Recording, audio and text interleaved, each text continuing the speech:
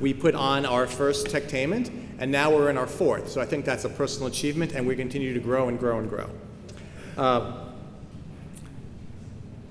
First of all, at our first event, our panel accurately predicted the domination of streaming television in capturing awards. In 2016, we had our first full-day conference, and as a success, LAIPLA with Loyola Law School has demonstrated a working model that we know we can continue for many years. And this year, we ventured into the high-tech world of Silicon Beach. We have great plans for the future in the upcoming year, and we continue to grow. I want to personally thank everyone that has really helped make this conference happen. We literally started planning this conference a week after last year. First, our committee. We have been working very hard. Our co-chairs, Dave Randall and Dan Stone.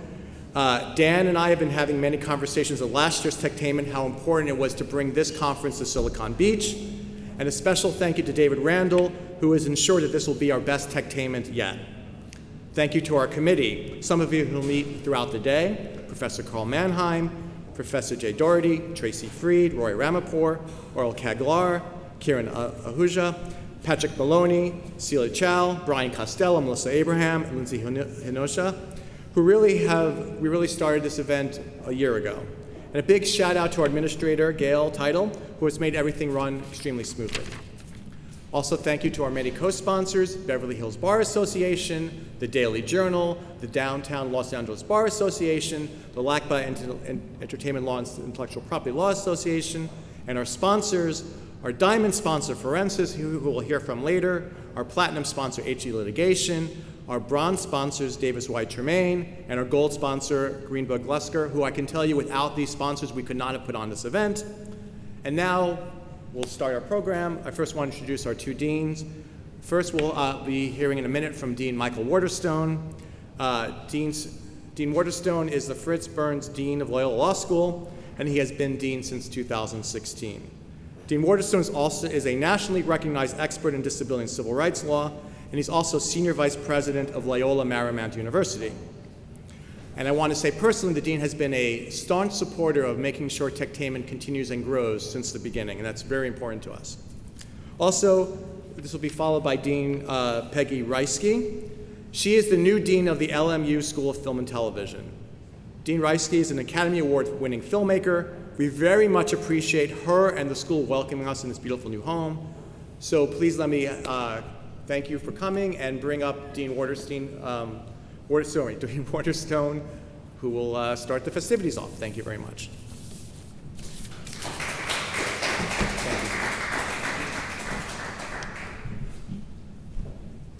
Thank you, Mark. It is great to be here. I'll allow my colleague Peggy to formally welcome you into this space, but it's really a great venue. We were actually here on Monday for an event where we inaugurated the Tony Coelho Center for Disability Law, Policy, and Innovation. So it's great to be back and keep these dialogues around law and technology and entertainment and innovation going. I want to say that we at Loyola Law School continue to really value our partnership with LAIPLA, and we're thrilled to keep this TechTainment conversation going. And I know that today we've got panels ranging from video game law to the technology behind Bitcoin and how to make it relevant. It's certainly fitting that a conference on the convergence of law, technology, entertainment take place here in Silicon Beach, where there's so much happening. And it's really great that we're able to do this at the brand new home of the LMU School of Film and Television. I will say that the interest in the content today that you're going to be talking about, so many of you see it out in the world. I see it on our campus and the demand that our students have for courses like smart contracts and financial technology, blockchain law, which is taught by my colleague Jeff Atik, who's here. We're certainly thrilled that a number of our alumni and professors are here. Professor Carl Mannheim, alumni and Professor Tracey Freed, I think Kirk Pasich and Marty Willhite will be joining you. So a lot to do today. I wish you a great conference. We look forward to being with you side by side at TechTainment 5.0. I guess at that point, TechTainment will be starting kindergarten. So there's a lot to do, but the future looks great. Thanks again for this partnership. And now let me call up my friend and colleague and a wonderful new dean of the School of Film and Television, Peggy Reisky.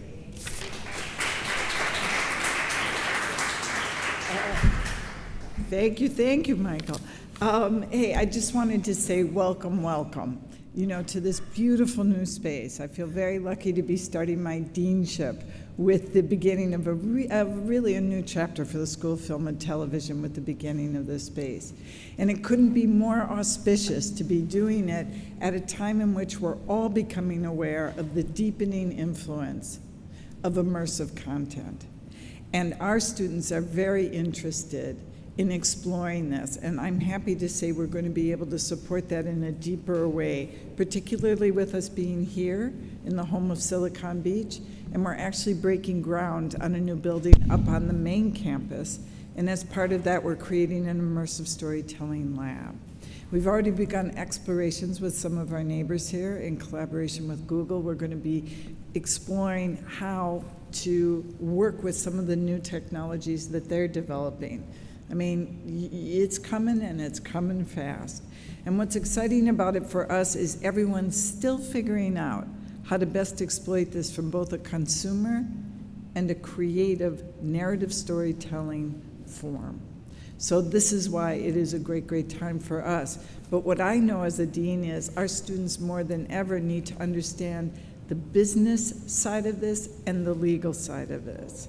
And that's why I'm so glad that this is happening, and I'm looking forward to working with the law school to deepen opportunities for our students as well as law and business to explore that through these kinds of venues. So we will rock you as the day goes on. So welcome all, and I hope you have a wonderful time.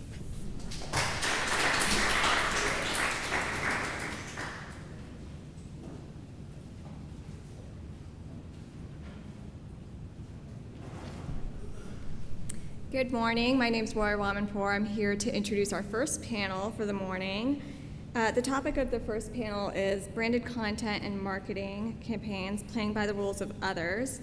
This covers the production and distribution of branded content marketing campaigns through social media platforms and the complexity associated with that. So that involves rules and policies, increased scrutiny from the FTC, new domestic and foreign legislation, and the type. So our panel will explore these topics. This includes clearances, best practices for live streaming campaigns, key platform rules, algorithms, and policies that lead to campaign takedowns, including heightened scrutiny of content categorized as political ads. Our featured speakers for this panel all have impressive backgrounds, which you can further read about on the LAIPLA website. But by way of short introduction, the speakers for this panel are Bill Shafton. He is the Vice President and Head of Business and Legal Affairs at Grindr, LLC, which is the premier platform for the LGBTQ community to connect.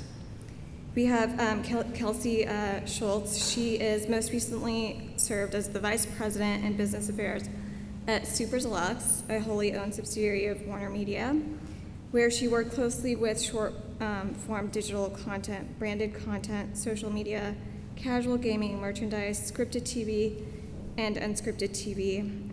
She negotiated, drafted deals, and navigated the legal landscape during the content creation phase.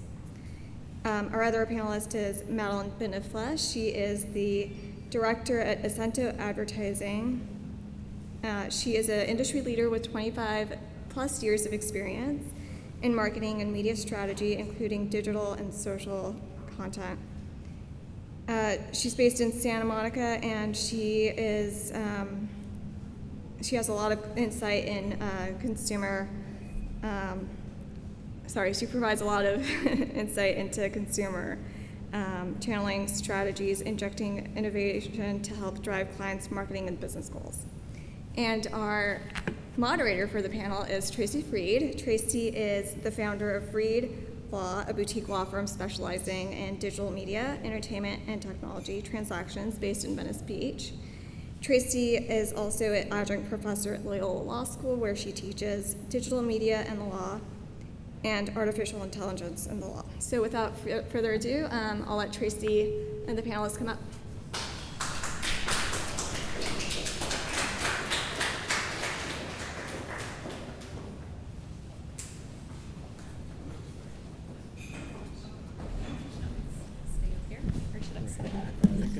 Okay.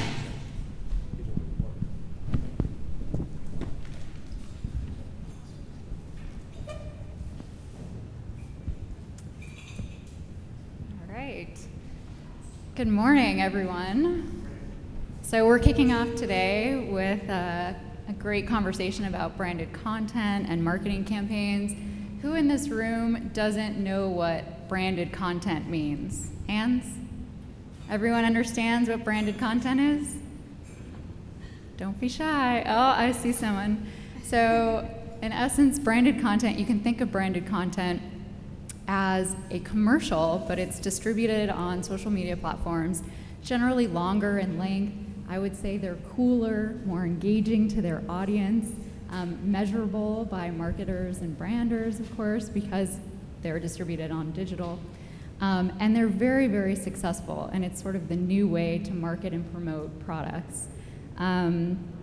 However, one of the things that's very difficult about branded content and marketing campaigns on social media platforms is you have to do a lot of legal compliance, but also you run the risk of having your campaigns being taken down by these platforms. So you have to abide by their rules, the theme of our presentation today. And their rules often consist of each platform's terms and conditions. They often consist of community guidelines. They have various filtering algorithms that are all different, and they have these sort of unofficial policies. And what we've seen in the last 2 years is a heightened scrutiny in terms of platforms monitoring the content on their platforms for a variety of reasons. One of them is a direct reaction to the 2016 election and Russian interference, the spread of misinformation, and of course the Cambridge Analytica fiasco. So we have to worry a lot more about our videos being taken down by these platforms, which will destroy campaigns.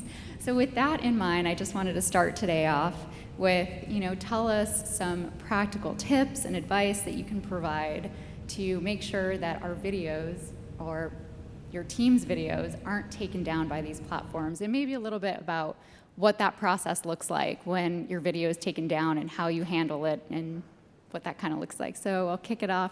Madeline, do you want to start the convo? Sure. I think this is on. Thank you for having me. I feel like I'm crashing. No.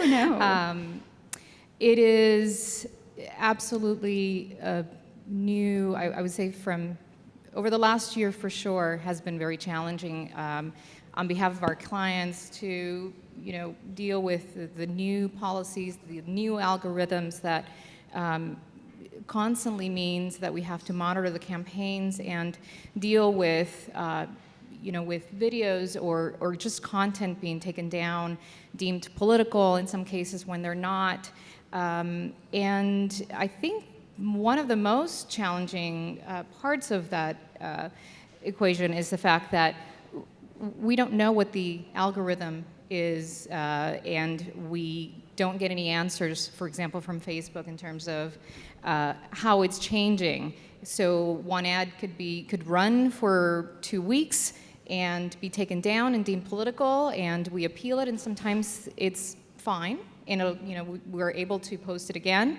And there are other times when it's simply just deemed political, or not. In most cases for us, it has been a political issue, and it's hard to say why. They won't tell us why.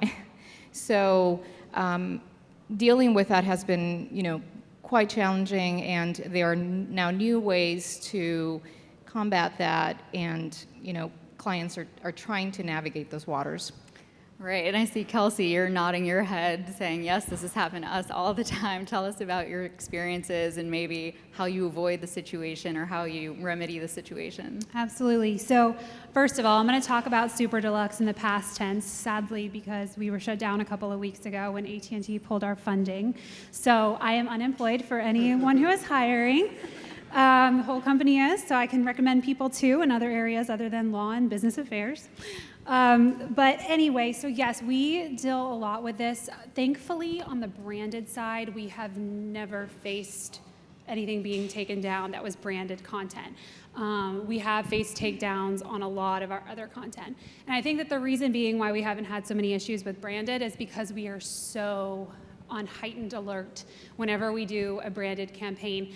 And when we are the provider of the content and oftentimes the distributor of the content, we have our contractual obligations to our client that we have to uphold.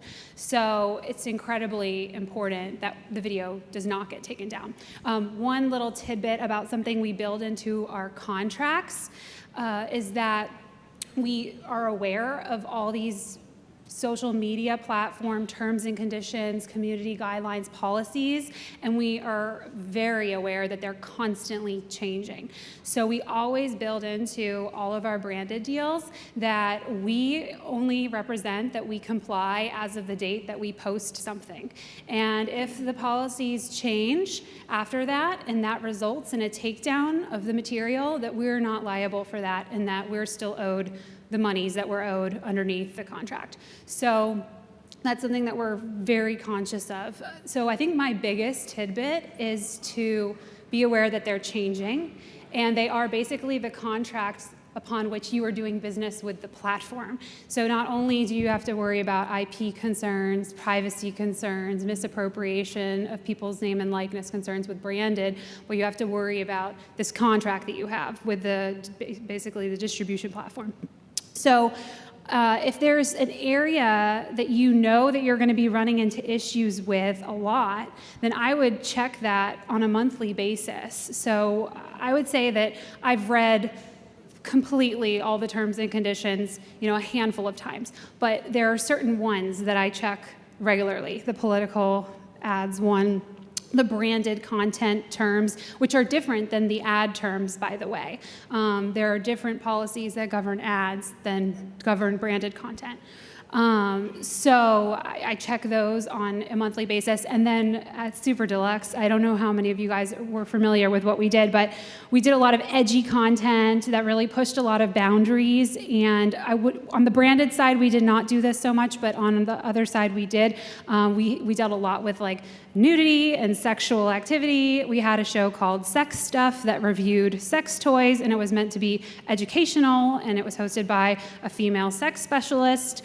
But we ran into a lot of issues with the terms and conditions on primarily Facebook. YouTube is a little bit more lenient with that. So I would say that I was checking those nudity policies monthly, if not weekly, to see what was going on. And I noticed that in the span of time that we were doing this show, that they actually added use of sex toys above or beneath clothing to the terms of something that you're not supposed to show.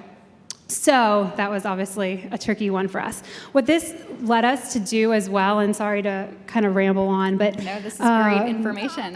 On YouTube, like I said, is much more lenient, and what they do a lot of times is they'll mark something as adult content, and when they'll shut off the monetization, but you can still keep the video up there. And so we didn't make any money on sex stuff, but we were able to keep it up there, and we were able to get pretty explicit with it. So what we would do is we would post our more explicit version on YouTube and our more censored version on Facebook, and then at the end we would direct people to YouTube for the full more information version. So yeah, so that was very interesting dealing with that. But then dealing with takedowns. So again, they didn't happen with our branded campaigns. Their outcomes would probably be a lot different because you're now dealing with breach of contract issues with your client. But on the platform side, the policies vary between YouTube and Facebook, and the processes are a little bit different. And they also vary dependent on whether the takedown was based on an intellectual property issue or a violation of the terms and conditions. So if it was a violation of the terms and conditions, you're dealing directly with the platform. And we as a company had reps at YouTube and reps at Facebook who helped us navigate these things. So if it was taken down for sexual content, then we had someone that we could reach out to and say, hey, like this video was taken down, but this one wasn't. What's the dealio? Like what's going on? And then they would kind of help us figure out, do we need to edit it a little bit and repost it? Or does it just have to stay down? Or was it a mistake on their end and can we put it back up? When you're dealing with a copyright issue, it's really a lot more complicated and a lot different. And again, both sites are different, and I don't want to bore you too much with the nitty-gritty, but there's a notification process, an appeals process, ways to get your video back on. And so yeah, we've dealt with our fair share of this. Excellent. So I have a slide for you guys, since we talked a little bit about political ads and political ads getting heightened scrutiny. I just wanted to highlight the fact that last year, after the sort of understanding that Russia did infiltrate the 2016 elections, Facebook did change its advertising policies with respect to political ads. So one of the things they did is they hired 10,000 employees to essentially monitor and screen this content, substantially different than their position in the past, which was, we're just a neutral content platform, like, free speech, we don't do anything. It's very different times now. The other thing to note, since we are TechTainment, talking about technology, is they're using artificial intelligence and particularly machine learning to help them and assist them in screening out different types of ads and content. It's a huge job. Obviously, they have a lot of content being published to the platform. So they're continuously updating their policies and changing their policies, mostly in order for Congress to not regulate them. But unfortunately, they might be too late. Here's another slide we have to keep an eye out. There's a bill going up in Congress called the Honest Ads Act.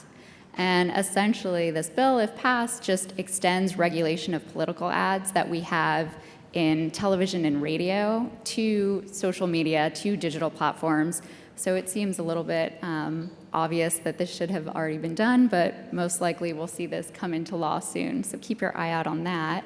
And then go a little out of order here, but Bill, I wanted to turn to you. Well, this is Kelsey's example, but another piece of technology that's really shifting the space in terms of marketing and advertising, that's sort of the new kid on the block, is live streaming. So live streaming is essentially broadcasting a piece of content and advertisement simultaneously with the event happening. And different platforms have their own live streaming technology. We have YouTube Live, we have Facebook Live, we have Twitch.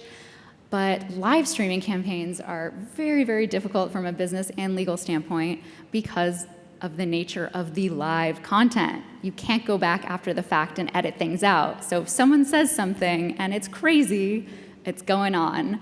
So Bill, talk to us a little bit about how you prepare for live streaming campaigns, if there's steps that you take with your business people, or if you need to clear content in advance, and then just let me know when you want to play this video. Sure. So live streaming events are fun. You can imagine the process when you're creating an event. You want to make sure that you go through and obviously get an idea of exactly what's going to happen to the best of your ability, looking at the necessary clearances ahead of time for making sure the contract with the participants are very robust and have all of the rights to the content. Both certain performers or participants required some sort of bifurcation of approval rights. So they would say, okay, whatever happens at the live stream happens at the live stream. It's a very ephemeral experience. But then subsequent to that, they would say, okay, well, I want to take that content and I want to see explicit approval. So, depending on who it is, we'll see in a moment Justin Tranter, who is an exceptional songwriter and performer. Justin was very kind to lend his services to what we consider to be a purposeful event, and said, hey, you can do whatever you want to do with this content. There were also some music licensing issues that we addressed, but after the event, I require sign-off and approval on every aspect of what happens. So yesterday, leaving it to the last minute, I finally got his approval to get our ability to share this video, which kind of summarizes the event, and then we'll talk a little bit more about it after. Can we play the video?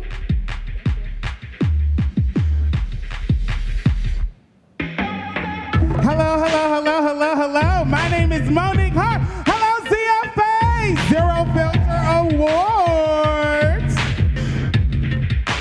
Now, we're honoring people that don't hold back. They won't keep silent. We have to celebrate them, amen?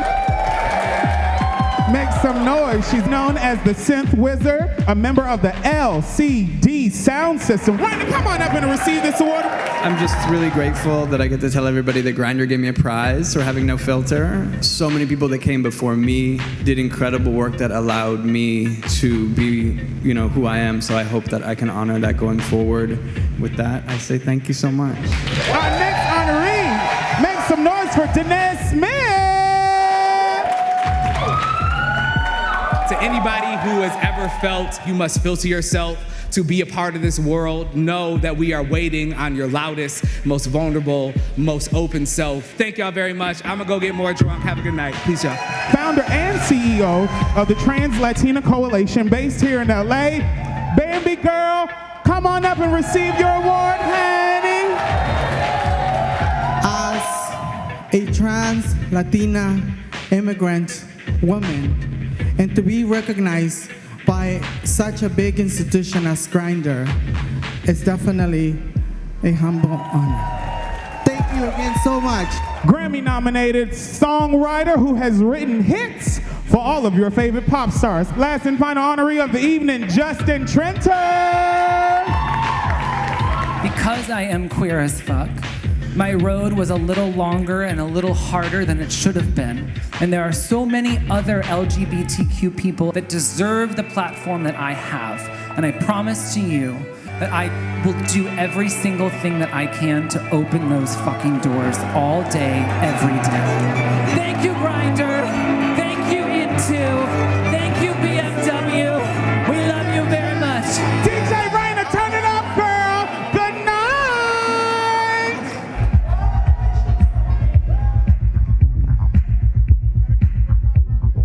So that was an interesting event, particularly because from a branded content perspective, we had this tension between an event that was designed to be an expression of zero filters, and then we're doing a program with BMW, who you would think has some expectation of at least certain aspects of filter. So they were an amazing partner, and we got to work together. A couple things just on a very practical level I'll just throw out as far as trying to do a live stream event. Of course, live stream, you need good internet. It sounds very pedestrian, but it's in order for it to be as seamless of an event and transmission of an event as possible. It's even for this event, we used we were in the basement of a venue and had all sorts of technical aspects that were handled by professionals, but even then it was still a little spotty. So that's just something you really want to make sure you carve out. And then anything along these lines. Insurance is always a fun piece for almost any program, branded content in particular. Each of the participants, had varying levels of insurance requirements. So that's just another thing that I just encourage you to iron out and get clarified as early as possible. Awesome. And what platform did you guys live stream that? So this was actually our own platform. Grindr has launched last year Into, which is essentially the premier queer platform, the voice of the LGBTQ community. So it's intomore.com. Intomore.com. And we also fed that content into the app, where we have almost 4 million daily active users. So there was a really wonderful synergy and blend and interaction. So we had, I think at a certain point, 220,000 concurrent conversations or views and things that were going on with that content. So it was a really successful event for us. So it was on our own platform, and because of the clearance issues, we couldn't necessarily repeat or transmit that across other platforms the way we would have otherwise liked to, just because we have licensing issues, particularly with respect to Justin and his labels and the other pieces in play. And before we turn to Kelsey's examples, I just wanted to turn to Madeline. From the business perspective, how do you approach this with your team, and sort of what things are you worried about and thinking about to try to get ahead of fiascos that could arise? as it relates to live streaming? Yes, as it relates to live streaming. You know, I think for us, it depends on the client, and it's certainly not a recommendation for every client. Some of them are more conservative, some of them are in industries where it becomes a little tougher to implement something like that. Certainly for clients that are targeting younger, the buzzword millennial, yes, it's a little bit easier to implement. The content can be fun, can be a little bit more lighter.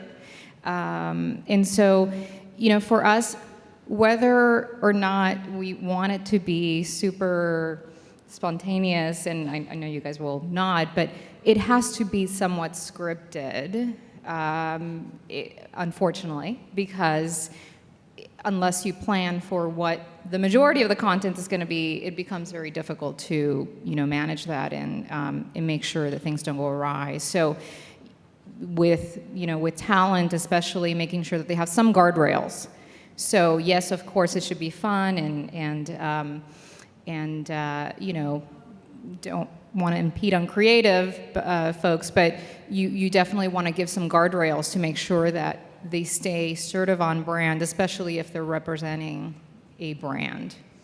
Right, absolutely. Got to keep folks in check for live streaming.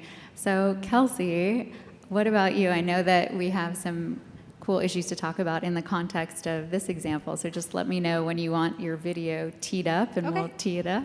Awesome.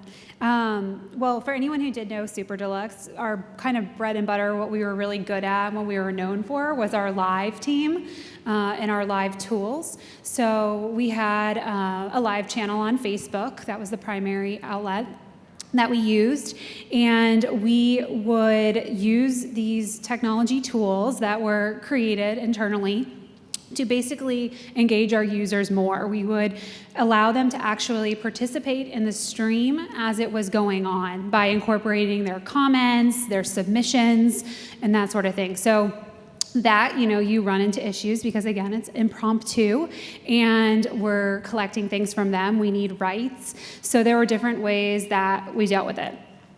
With branded, things were particularly more pre-prepared for that reason. So just depending on what one of my first questions with every branded campaign was, you know, what's the user engagement going to be? Like, what are we doing with the users? How are they participating?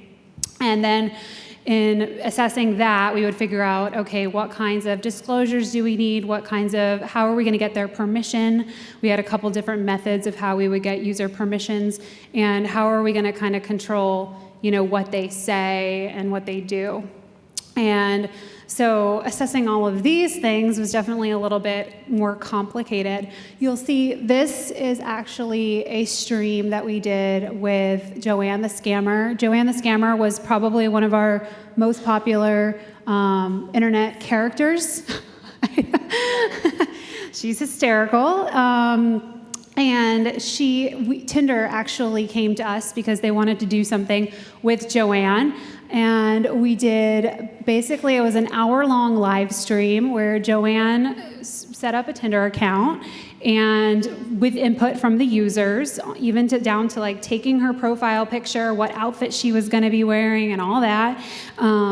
Then she would scroll through Tinder and find people that she wanted to match with, and she would like swipe, you know, left on people who she didn't like, swipe right on people who she liked, and then she would have chats with people who she was like, oh, this is a potential match, and she would do an actual text message chat via the Tinder platform with that person. So this got a little bit complicated because there were so many moving parts and so much impromptu.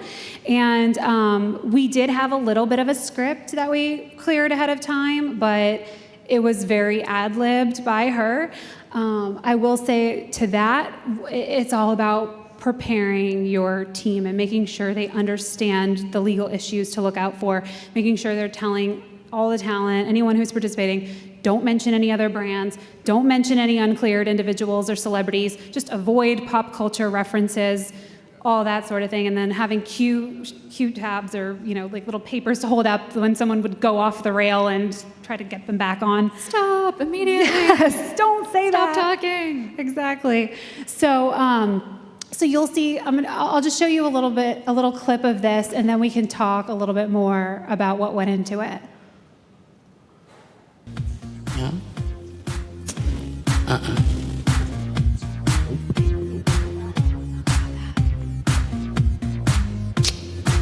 How you pronounce that, Brian? Jabari?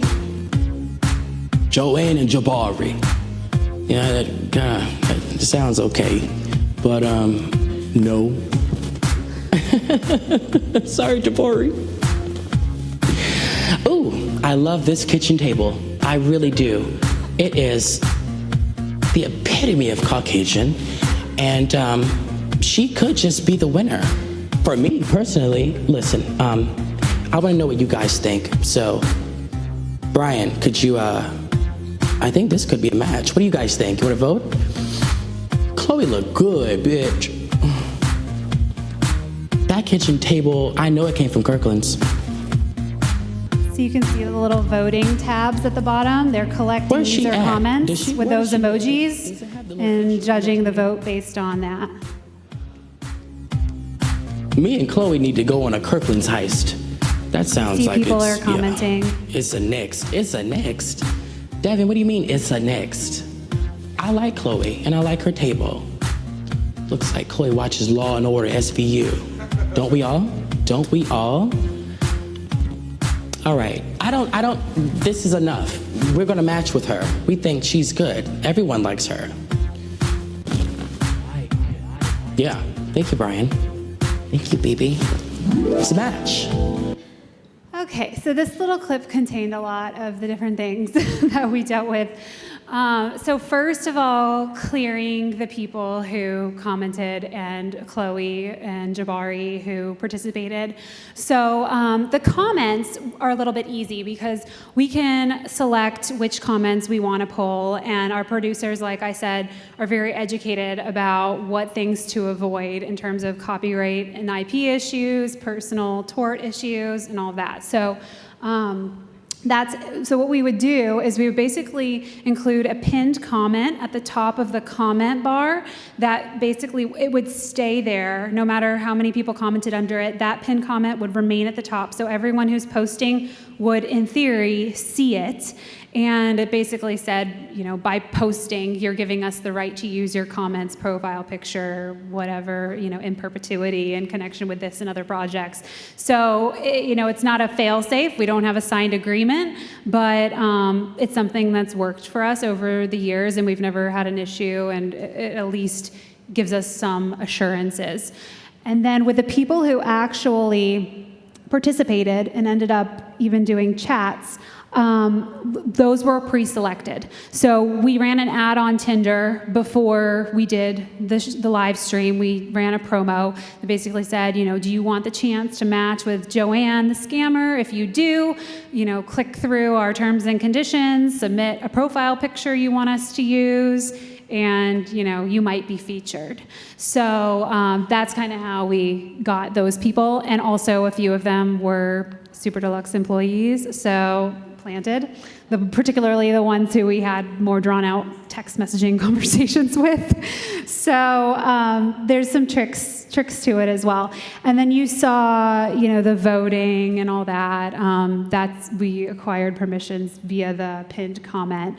So generally that worked out for us, but everything's accepting a little bit of risk. And I will say, to your point, clearing, we definitely try to do as much as possible in advance. And I hate, as an in-house counsel, providing rules of thumb to my team, because either they're going to, only follow those rules of thumb, or they're going to hold us to it and argue, and, we say that they can't do something that's permitted by our rules of thumb. But what we ultimately did was we did give them a one-sheet that kind of laid out the main things, like no fair using content. Do not even think about putting any third-party music or uncleared material in any of these streams. Make sure no one references celebrities or pop culture things, like I mentioned. Make sure that you get your FTC disclosures cleared by BA beforehand. So that's the other thing. I don't know if you want to talk about it now a little bit, but we'll circle back to the Okay. FTC disclosure stuff. Perfect. But we'll just add something Yeah, that, you know, please. it's interesting. This was interesting for me because from my perspective, we have very different KPIs for some of these opportunities. And for us is, you know, we want to make sure that we get as many people to these live streams as possible. We want to make sure that we get as many of those little hearts as possible, that they engagement. That's such a huge, you know, KPI. So that means commenting, sharing, making sure that, you know, they cross-promote it with their networks. So it's, for me, obviously that's key. We get, you know, the guardrails, and we get all the sort of the filters, if you will, from our counterparts and from legal. But you know, sometimes it's a real balance to make sure that things don't get squashed, and all of a sudden it's no longer, it doesn't, you know, give you the ability to reach as many people or maybe attract as many people. So it's always that balance that we're playing with. Yeah, I think that's the toughest part being in this position is, you know, you don't want to take away too much of the cool factor of what's going on because that ruins engagement, as you were describing. So always walk that balance. You have to accept some risk, try to, you know, think ahead and plan for things and hope for the best in these campaigns. But I wanted to shift topics to another type of technology that's caused really, really big problems for marketers and advertisers, and that's bots and fake traffic. So Madeline, sticking with you, can you tell us about this problem a little bit and how you're dealing with it or how you go about tackling it?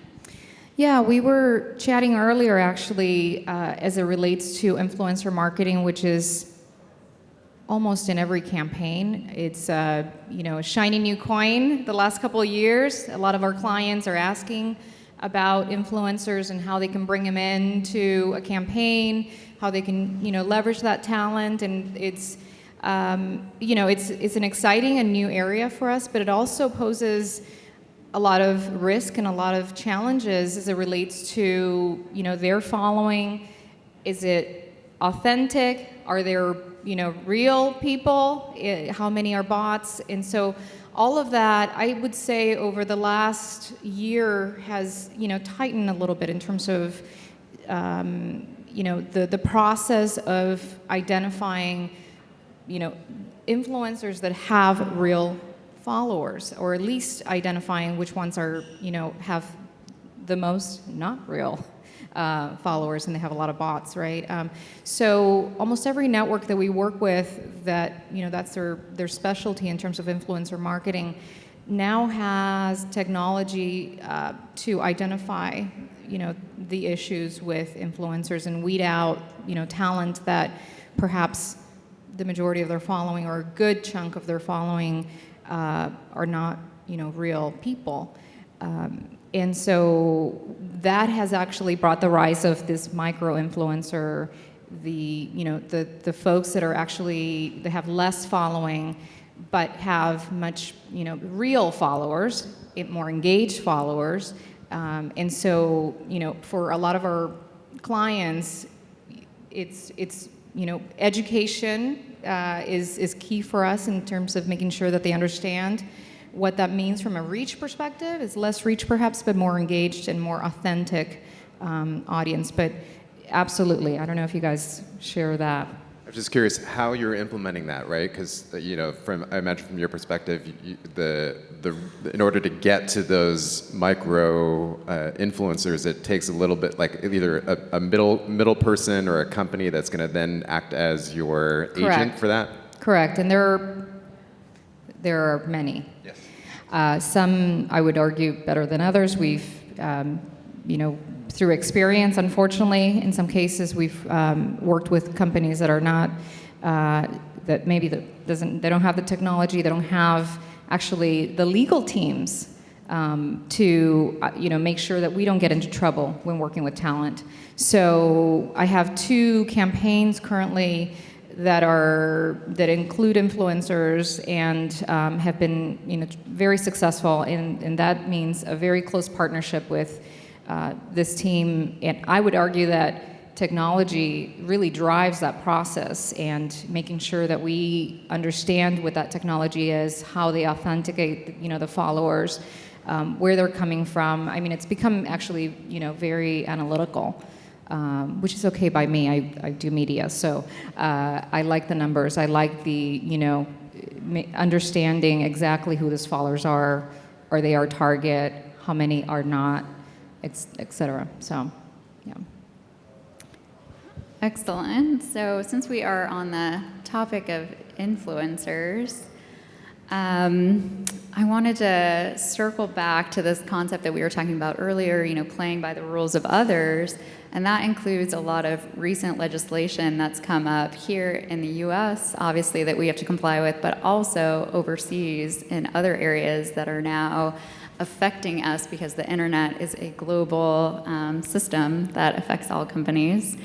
So I'm just gonna sort of hit some of the recent legislation that has come down. Feel free to chime in if anything sort of sparks your interest about, how your companies have tackled these issues, what's been a headache, what you think is good policy or bad policy, whether it's representative of, technology and how it's functioning and, the audience that it's intending to serve. So the first one, obviously, is about influencers, which we were just talking about.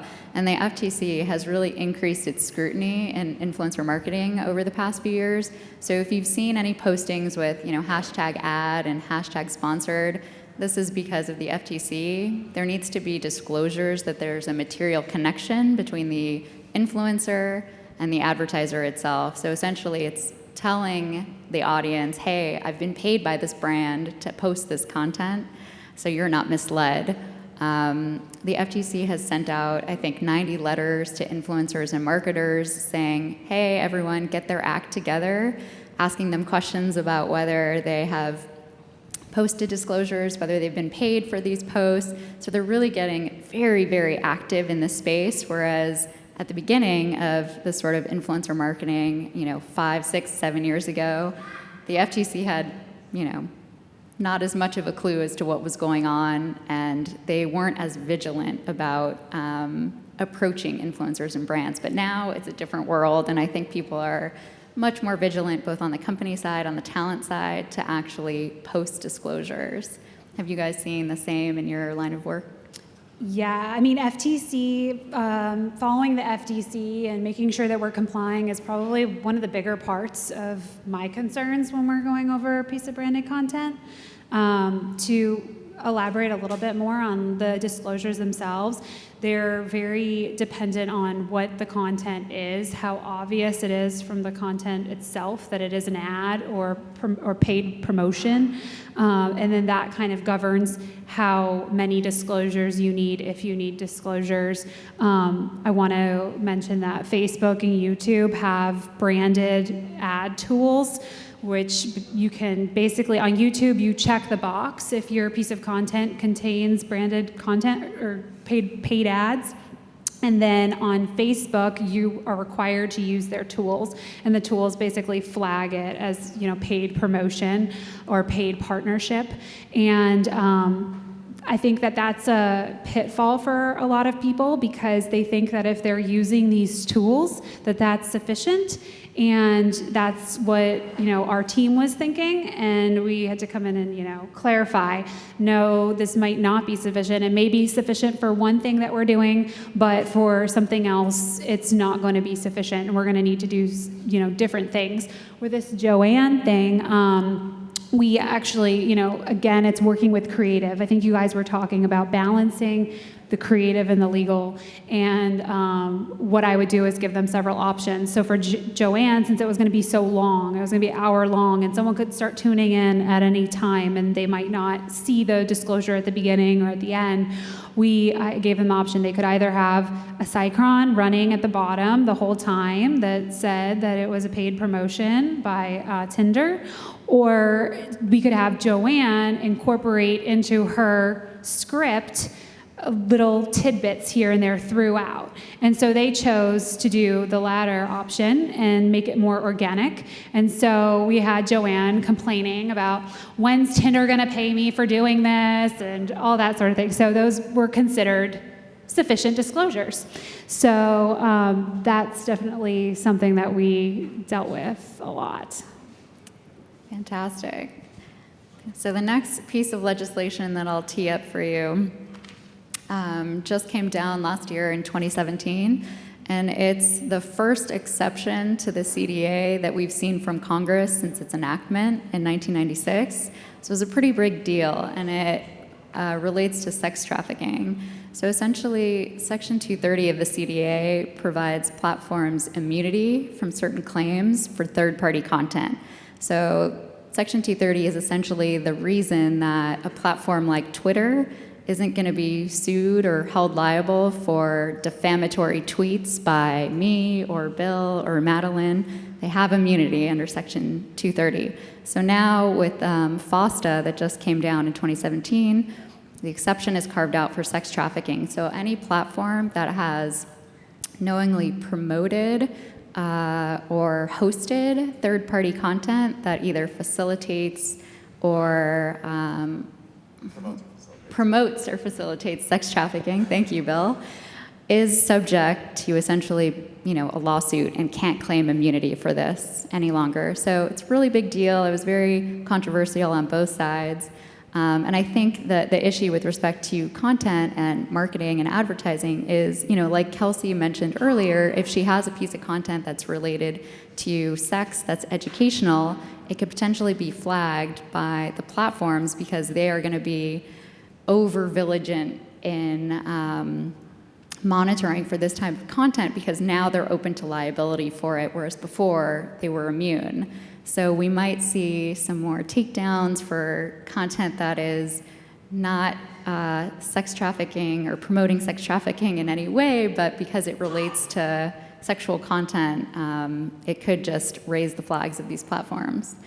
I don't know if you guys have seen anything so far, are sort of preparing in any ways, but.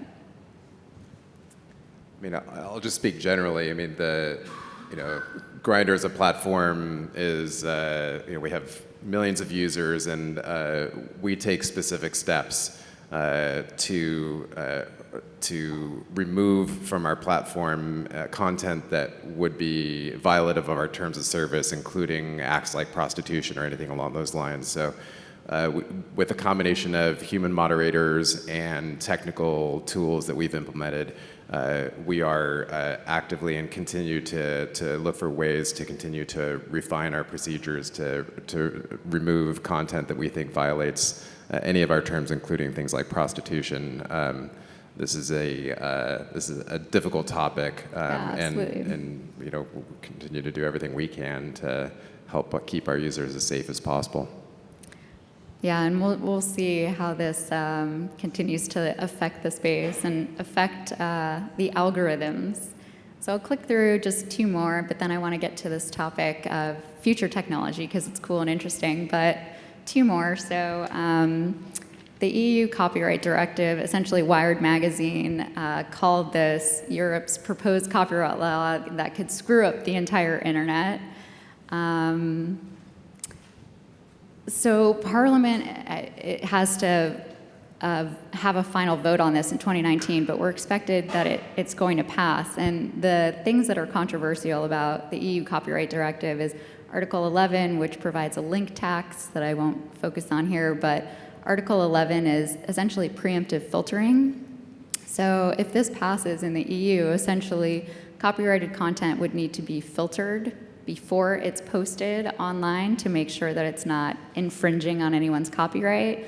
That is totally opposite to what we do here in the US. In the US, under the DMCA, we have notice and takedown, which means the content goes up on the platform. If it infringes someone's copyright, they send a takedown notice, the platform takes it down. So this potentially has a huge effect on the US because how are these platforms going to decide, hey, are we going to filter off the EU from the US? Probably not. It's probably going to be a global practice. So if they're forced to do this in the EU, it could potentially trickle down over here, which would essentially, again, change. Live streaming couldn't be done, memes, everything, mashups. So all these things that we rely on as marketers and advertisements that are cool and sticky and catchy could essentially be a lot more challenging. And our campaign timelines, which are already so compressed, Right. I can't even imagine, because now you have to deal with, potentially going through other, filters to get campaigns up and live. So, big problem. Yeah, I think it's really scary. I think that from a business perspective, I think it'll be nice for companies to be held to a higher creative burden. Personally, I just feel like a lot of companies cheap out by fair using content and making memes and doing these sorts of things. But overall, the way that Facebook and Instagram work is by sharing thoughts and ideas and other people's works and creative. I think it's going to chill a lot of speech, and I think it's going to also chill a lot of artistic contribution because, my brother is an up-and-coming musician. I mean, he wants people to be posting his music. He wants people he's a model too, and he wants people to be using this content and sharing it, and he wants it to go viral. And that's going to be really, really difficult if every single piece of content is going to be filtered. Well, and I would say too that we use, especially for social media, sites like Jukin Video. These are user-generated videos and content that they're just all those cat videos. But so popular. Yeah, so much of that is actually put out there by the user, and they're okay with it. They sign off on that, and that means that Jukin can then sell it to us to use in social media or just broadly in campaigns. So it'll be interesting to see what happens with something like that, with that category. We'll see what happens. Okay, I'm going to skip this one, and I'm going to turn to the future. So what can we expect is the sort of next frontier with respect to advertising and technology? What's cool that's on the horizon, and what's going to create headaches as well? Wow, it's such a big question, and there's so much to talk about. We're living in a super exciting time, especially those that are, working with social media, with, digital in general.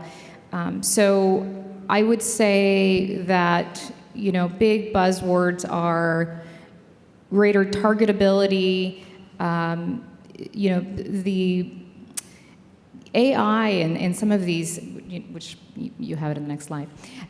We are, headed toward, just greater,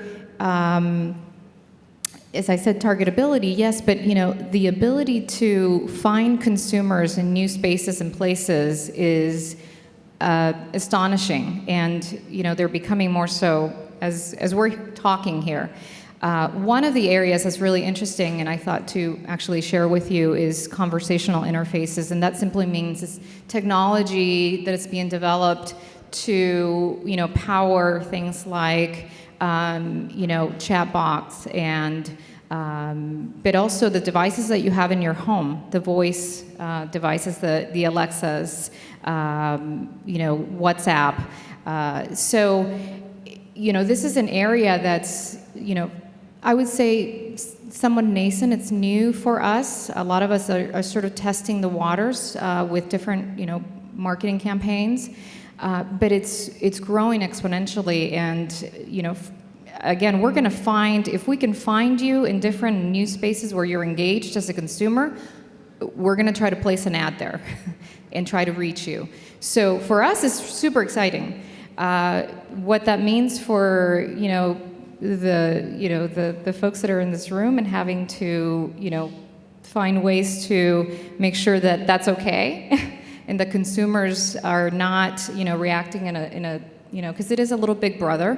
If you go maybe to the next slide, we can talk a little bit about the growth in this area, and it's certainly coming from adoption, consumer adoption and sentiment. It's looking to be by, I think, 2021, in one report, over a $5 billion industry in terms of development of these technologies. So it's huge. A lot of companies are glomming on to, to this, to this area. 48% of consumers are talking about, being very happy to interact with, chatbots and these technologies. So the stats are there, and as a consumer, I'm sure you're being served already. When you go to a website or you interact with, with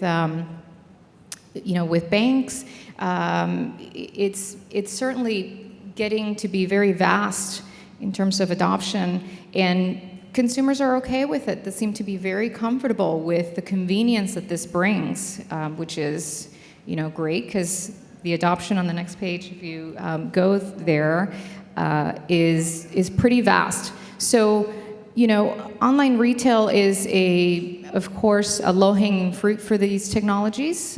So from an e-commerce perspective, they're great. They can very quickly engage a consumer and potentially take them down funnel to a sale. But it's in healthcare, it's in banking. So, for a lot of our clients, we're looking at these opportunities as new ways to engage with consumers and make it much more of a personal, a one-to-one versus one-to-many message, which is, becoming more interesting for us because it customizes the ad messages a little bit more. What about you guys? What are you seeing on the horizon? I just to kind of play off of what you were talking about, I think that opening up this access to personal information, the regulatory landscape is going to get crazy, and it already is getting crazy. We had GDPR pass over in the EU, which is now regulating the process and use of consumer information, which is why all of you have probably experienced recently every website you go to giving you new terms and conditions to click to accept. Your email inboxes are getting flooded with new terms and conditions. So it's already freaking out. California is about to enact its own GDPR. And I think what's going to be really crazy is there's going to be a bunch of different regulatory schemes that we have to comply with, all of them, and the internet is so vast, businesses are starting to need to think about, do we really want to market to the EU? That's what Super Deluxe had to do. We were like, okay, well, do we want to market to the EU and comply, because this is going to be a huge burden, or do we want to just stick to the US? And now it's going to be, do we want to market to Rhode Island? Do we want to market to California? Do we want to market to Alabama? All these different regulatory schemes are going to start popping up, and it's going to be really interesting to see how that plays out and how companies fare in that difficult weather.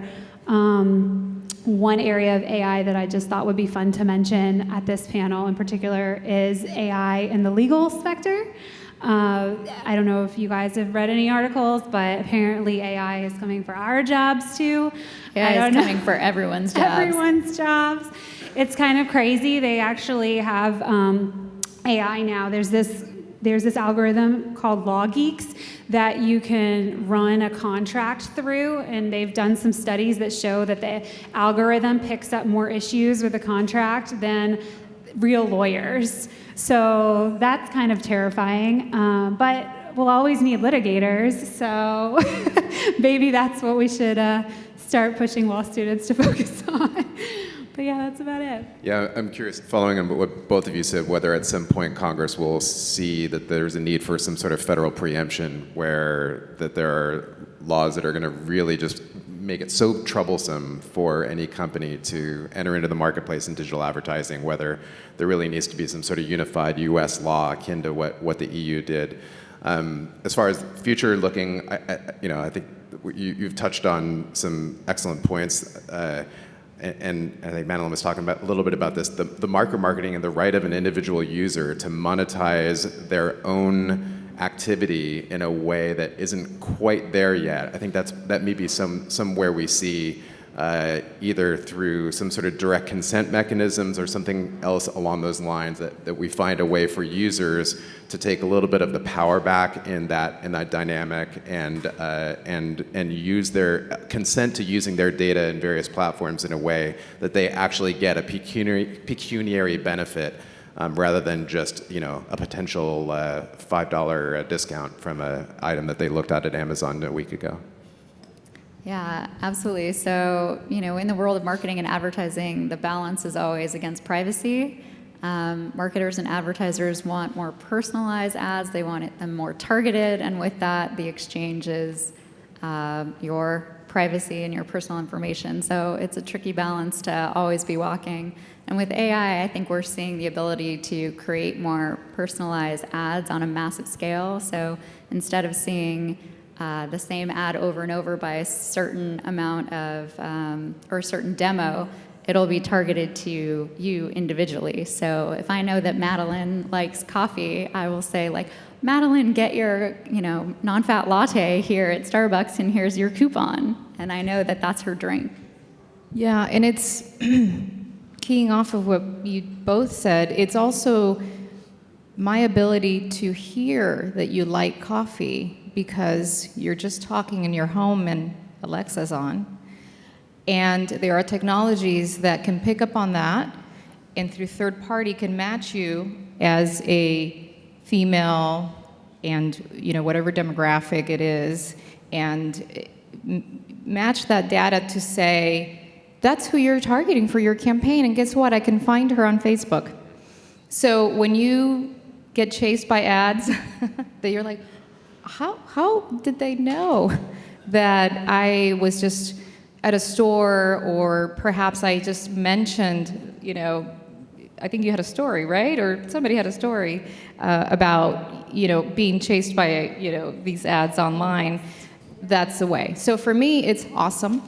I can find you. I'm able to know where exactly you're coming from and where you're going. So I understand your path to purchase. Another marketing buzzword.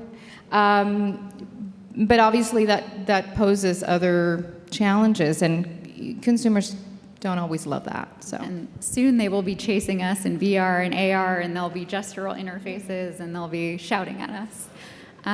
Should we open it up to Q&A? Is it time for that?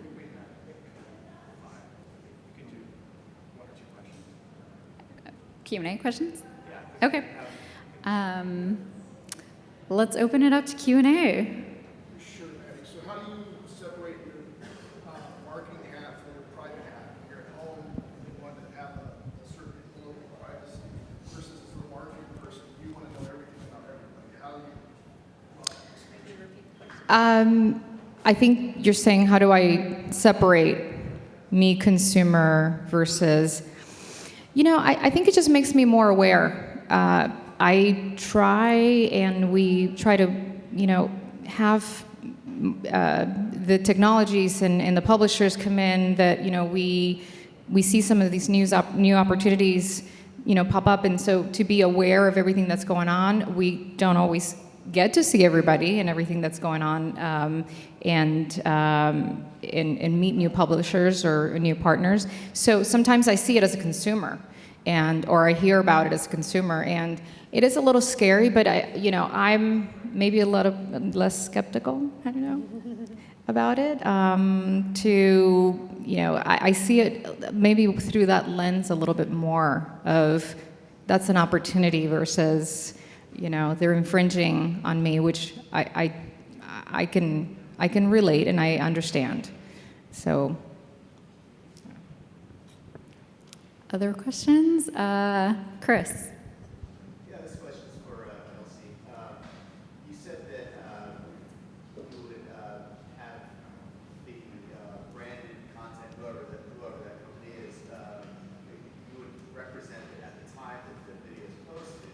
It complies with the terms of service.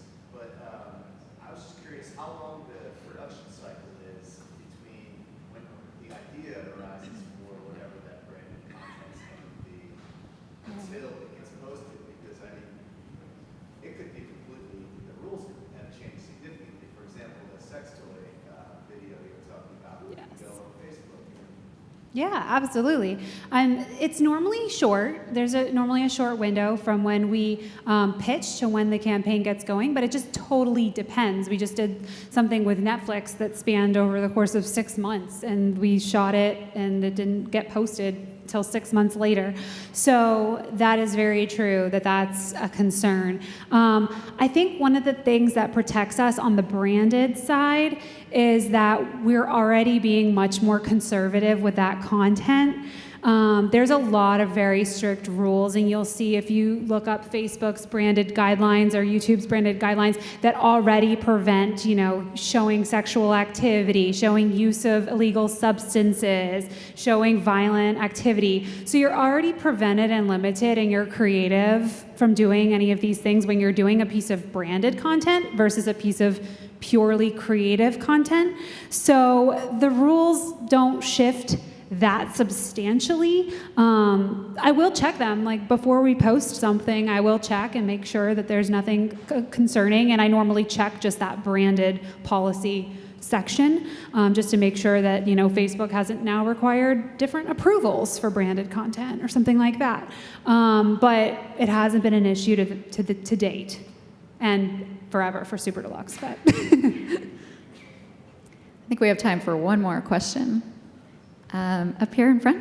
Yes, my name is Angela Hutchinson, and with Hollywood Design Magazine, I also teach instruction of social media here at Élan undergrad. Just a quick question on if there's a website or a media service provider that you use to keep up to date with all the digital compliance issues, or are you just individually checking, Facebook or Snapchat or whatever the guidelines are individually, or is there a place that you look to kind of get that information when it's available?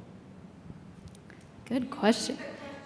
Yeah, so the question was, do each of us check each platform's rules and all the compliance guidelines? Is there one place that has everything, a one-stop shop, a website or a guidelines, or do we have to check each thing individually and track things down? I mean, it depends on the platform. I would always go back to the source, right? If you know that something is going to be on their platform, I would go back to the latest version, because like you're saying, half hour later, a lot of the terms say that we can, change it without notice, and so I would typically go back to the source, but there may be others out there that have it. Yeah, I agree. Especially with Facebook. We can't buy Facebook any other way than through their platform. And so it really, it's best to make sure that, you are getting the information from them as it's changing. And, the appeals process, it's its own beast. And it's just important that, you stay very close to your rep if you have one, or, to announcements from the platform. Yeah. It's good to read the trades too and just kind of know, it's nice to know if someone is doing something crazy, and then okay, next time we're going on to distribute on that platform, we're aware of it. So just the normal entertainment and tech trades, but I don't think there's one-stop shop. Wish there was. Yeah, I think for the FTC compliance guidelines or the endorsement guidelines, people have put together some nice charts, and some summaries that are helpful, like in terms of examples, what to do for a disclosure in live streaming versus an Instagram post versus a Snap story, and those types of variations. So that's somewhat helpful, but in terms of everything, I haven't seen a one-stop shop yet. All right, thank you guys so much. Thank you.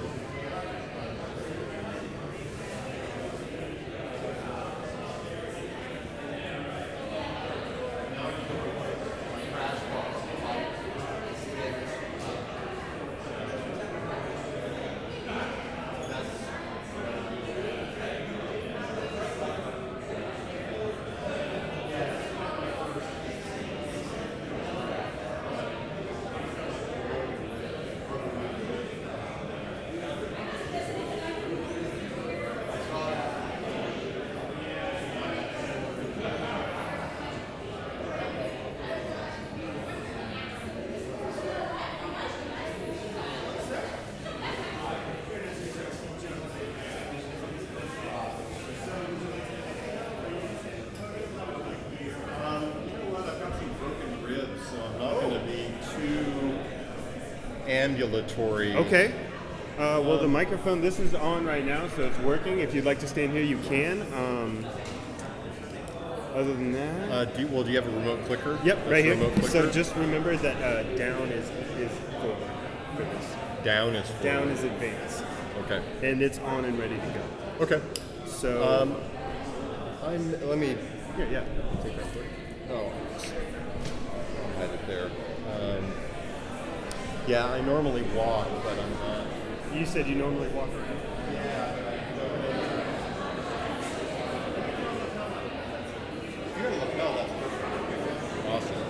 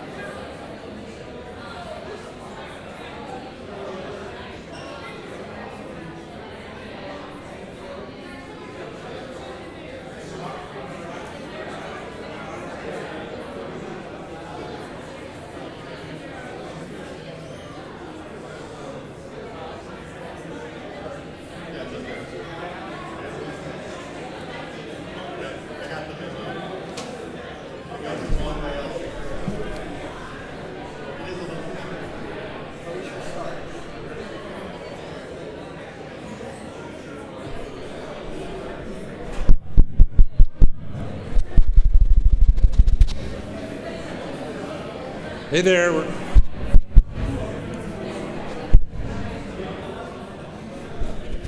Tapping on the microphone means that we're about to start.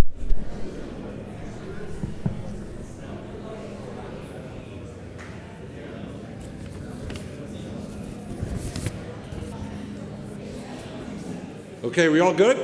Ready to go? Got caffeinated and ready for some real excitement? Okay, excellent. Me too. So the RAND Corporation in Santa Monica is the only independent public policy organization in the country that awards PhDs, which it does through its Pardee RAND Graduate School. Todd Richmond is professor and director of Pardee's Tech and Narrative Lab, which focuses on applications and implications of emerging and immersive technologies such as AI, IoT, AR, VR, MR, and if you're not into acronyms and initialisms, come see me afterwards. We can talk about those. So why is the graduate school or the lab that Todd directs called the Narrative Lab? Because in addition to technology and algorithms, the lab is about story, how to convey process and results to non-technical audiences, which is what Todd will be doing here today. Todd is also on the research faculty at the USC School of Cinematic Arts and formerly director of advanced prototypes at USC's Institute for Creative Technologies. Before that, Todd was managing director of the USC Annenberg Center for Communication.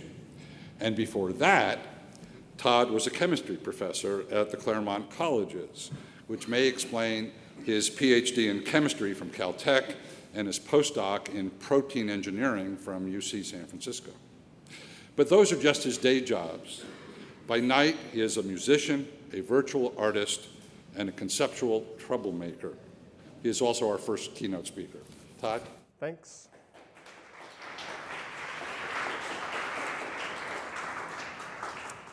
I'll have to apologize in advance. Saturday, I was in a motorcycle accident up in Angeles Crest and hit a patch of oil and low-sided on my bike, so I've got a couple of cracked ribs. The nice thing is that I now have something in common with Ruth Bader Ginsburg. So, the other thing I'll mention on my other life is, as soon as I leave here, I head to a studio in Burbank. I've been working in the music department as one of the musicians for the first live-streamed science fiction show called Orbital Redux, and we're doing episode 7 today. It's on Project Alpha's website if you're interested. And it's pretty crazy. I mean, it is a live science fiction show.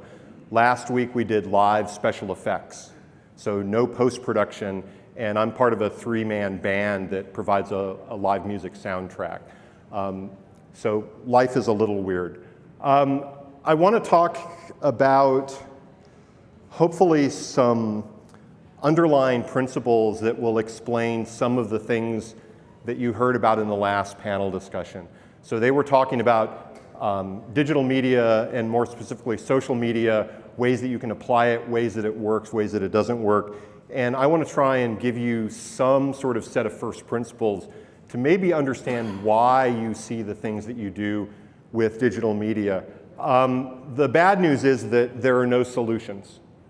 So if somebody comes to you selling you a digital media solution, you can look at them and say, well, Todd said there are no solutions, because there aren't. But I will give you some ways forward to where we can make progress with these things. So one thing we know is that stories are how we learn. From the day that we are born to the day that we are die, the way stories are how we engage with other people's experiences and begin to understand the world. And that asterisk is because increasingly we are interacting with machines, and we don't know what stories look like to machines because they're not human. So this is probably my favorite definition of story, which is that it's really about experience. So it's about taking your experiences and amplifying them and then being able to clarify them and transmit them to others. So if we think about experience, we can go to Søren Kierkegaard, the philosopher, and he says that life is not about problem solving, which is what I was trained to do as a natural scientist, but about experiencing reality. So then, as we go down the rabbit hole of this talk, it's kind of like going to YouTube and stumbling into that rabbit hole. We need to think about how we experience the world. This is a screen grab from the game Portal. Portal's game mechanic is that you break time and space. So you're able to instantly transport yourself to different parts of the game and sort of manipulate time and where you are. And it turns out that this is exactly what technology does. And not just technology that's recent, but you can go back a long time. So technology writ large, at its core, this is what it does, is it breaks time and space. The printing press took an oral tradition and made it durable and portable. And if you think about the industries that changed, the answer is all of them. The telephone and the telegraph enabled point-to-point communication where two people could have real-time conversations, but they didn't have to be physically co-located. If you think about what industries and what parts of society that changed, the answer is all of them. So hopefully you're beginning to see a trend. These technologies, whenever I get asked about AR, VR, emerging technologies that are around communication and collaboration, people say, well, what are the industries that are really going to be impacted? I always have the same answer. It's all of them, because that's what technology, and particularly communication and collaboration technologies, do.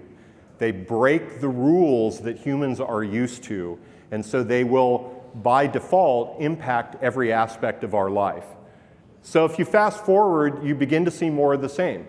New technologies come out, they start to build new business models, they break old traditions and old standards. But the first slide covered about 500 years of human advances in technology. This is about 20 years. So now we have to start to think about time compression. So this is a plot of adoption of technologies. How long does it take 90% of the population to acquire and use a technology? And if you look over here in the first part of the 20th century, car, radio, washer, refrigerator, these had reasonably gentle slopes, meaning that society had at the least years and at the most decades to deal with the implications of the new technology and the changing business models and the changing societal norms. But if you look at the right-hand side, those are all vertical slopes. And that means that we are adopting technology before we understand what it's good for and what it's not good for. And it turns out that that's a dangerous thing, as we're beginning to increasingly see. So room scale VR is great until you realize that physics is still in play. So you can, in VR, be anywhere in the world, but it turns out you gotta be somewhere, and your body is still there. So Keiichi Matsuda was trained as an architect, and he's turned into a digital artist and philosopher. And he talks about all of these technologies being incredibly pervasive and invasive. And I don't think that any of us would disagree that this is probably more important than almost any other object in your house, and potentially many of the people in your world, that this is more important than it. So that's pretty invasive, and it's pretty pervasive as well. So Keiichi Matsuda did a design fiction to lay out what he saw as the future given our augmented and virtual reality world. So this is set in Medellin, Colombia. This is a short clip from it. This is a person, they're wearing glasses, they're on a bus. You can see these technologies we can do now. Gamification, persistent advertising, rating people, which is another way of gamifying things, context and location-specific information, cats, because the internet is for cats, and then augmented sort of aesthetic changes, which then alter depending on the circumstances to hopefully bring us a safer life. Now, this video goes on, and it's on Vimeo if you want to go search for it. It gets pretty dark, if that wasn't dark enough already for you. But Those capabilities are things we can do now. They're not seamless. We haven't quite figured out all of the technological capabilities. We certainly haven't figured out the user interaction and user interface aspects of this, but we can do that now. So whenever we can do something, it becomes a question of whether or not we should. The other thing we know is that change is going to happen. So we can either go buy a bunker in South Dakota, or we can treat this as an opportunity. Now the challenge is, how do you treat this as an opportunity in a way that is thoughtful and meaningful for society and not just a power or money grab? And that's a very difficult balance that we are increasingly struggling with as a society and as a world. The problem is, we have had 3 new mediums for communication and collaboration just in the 20th century.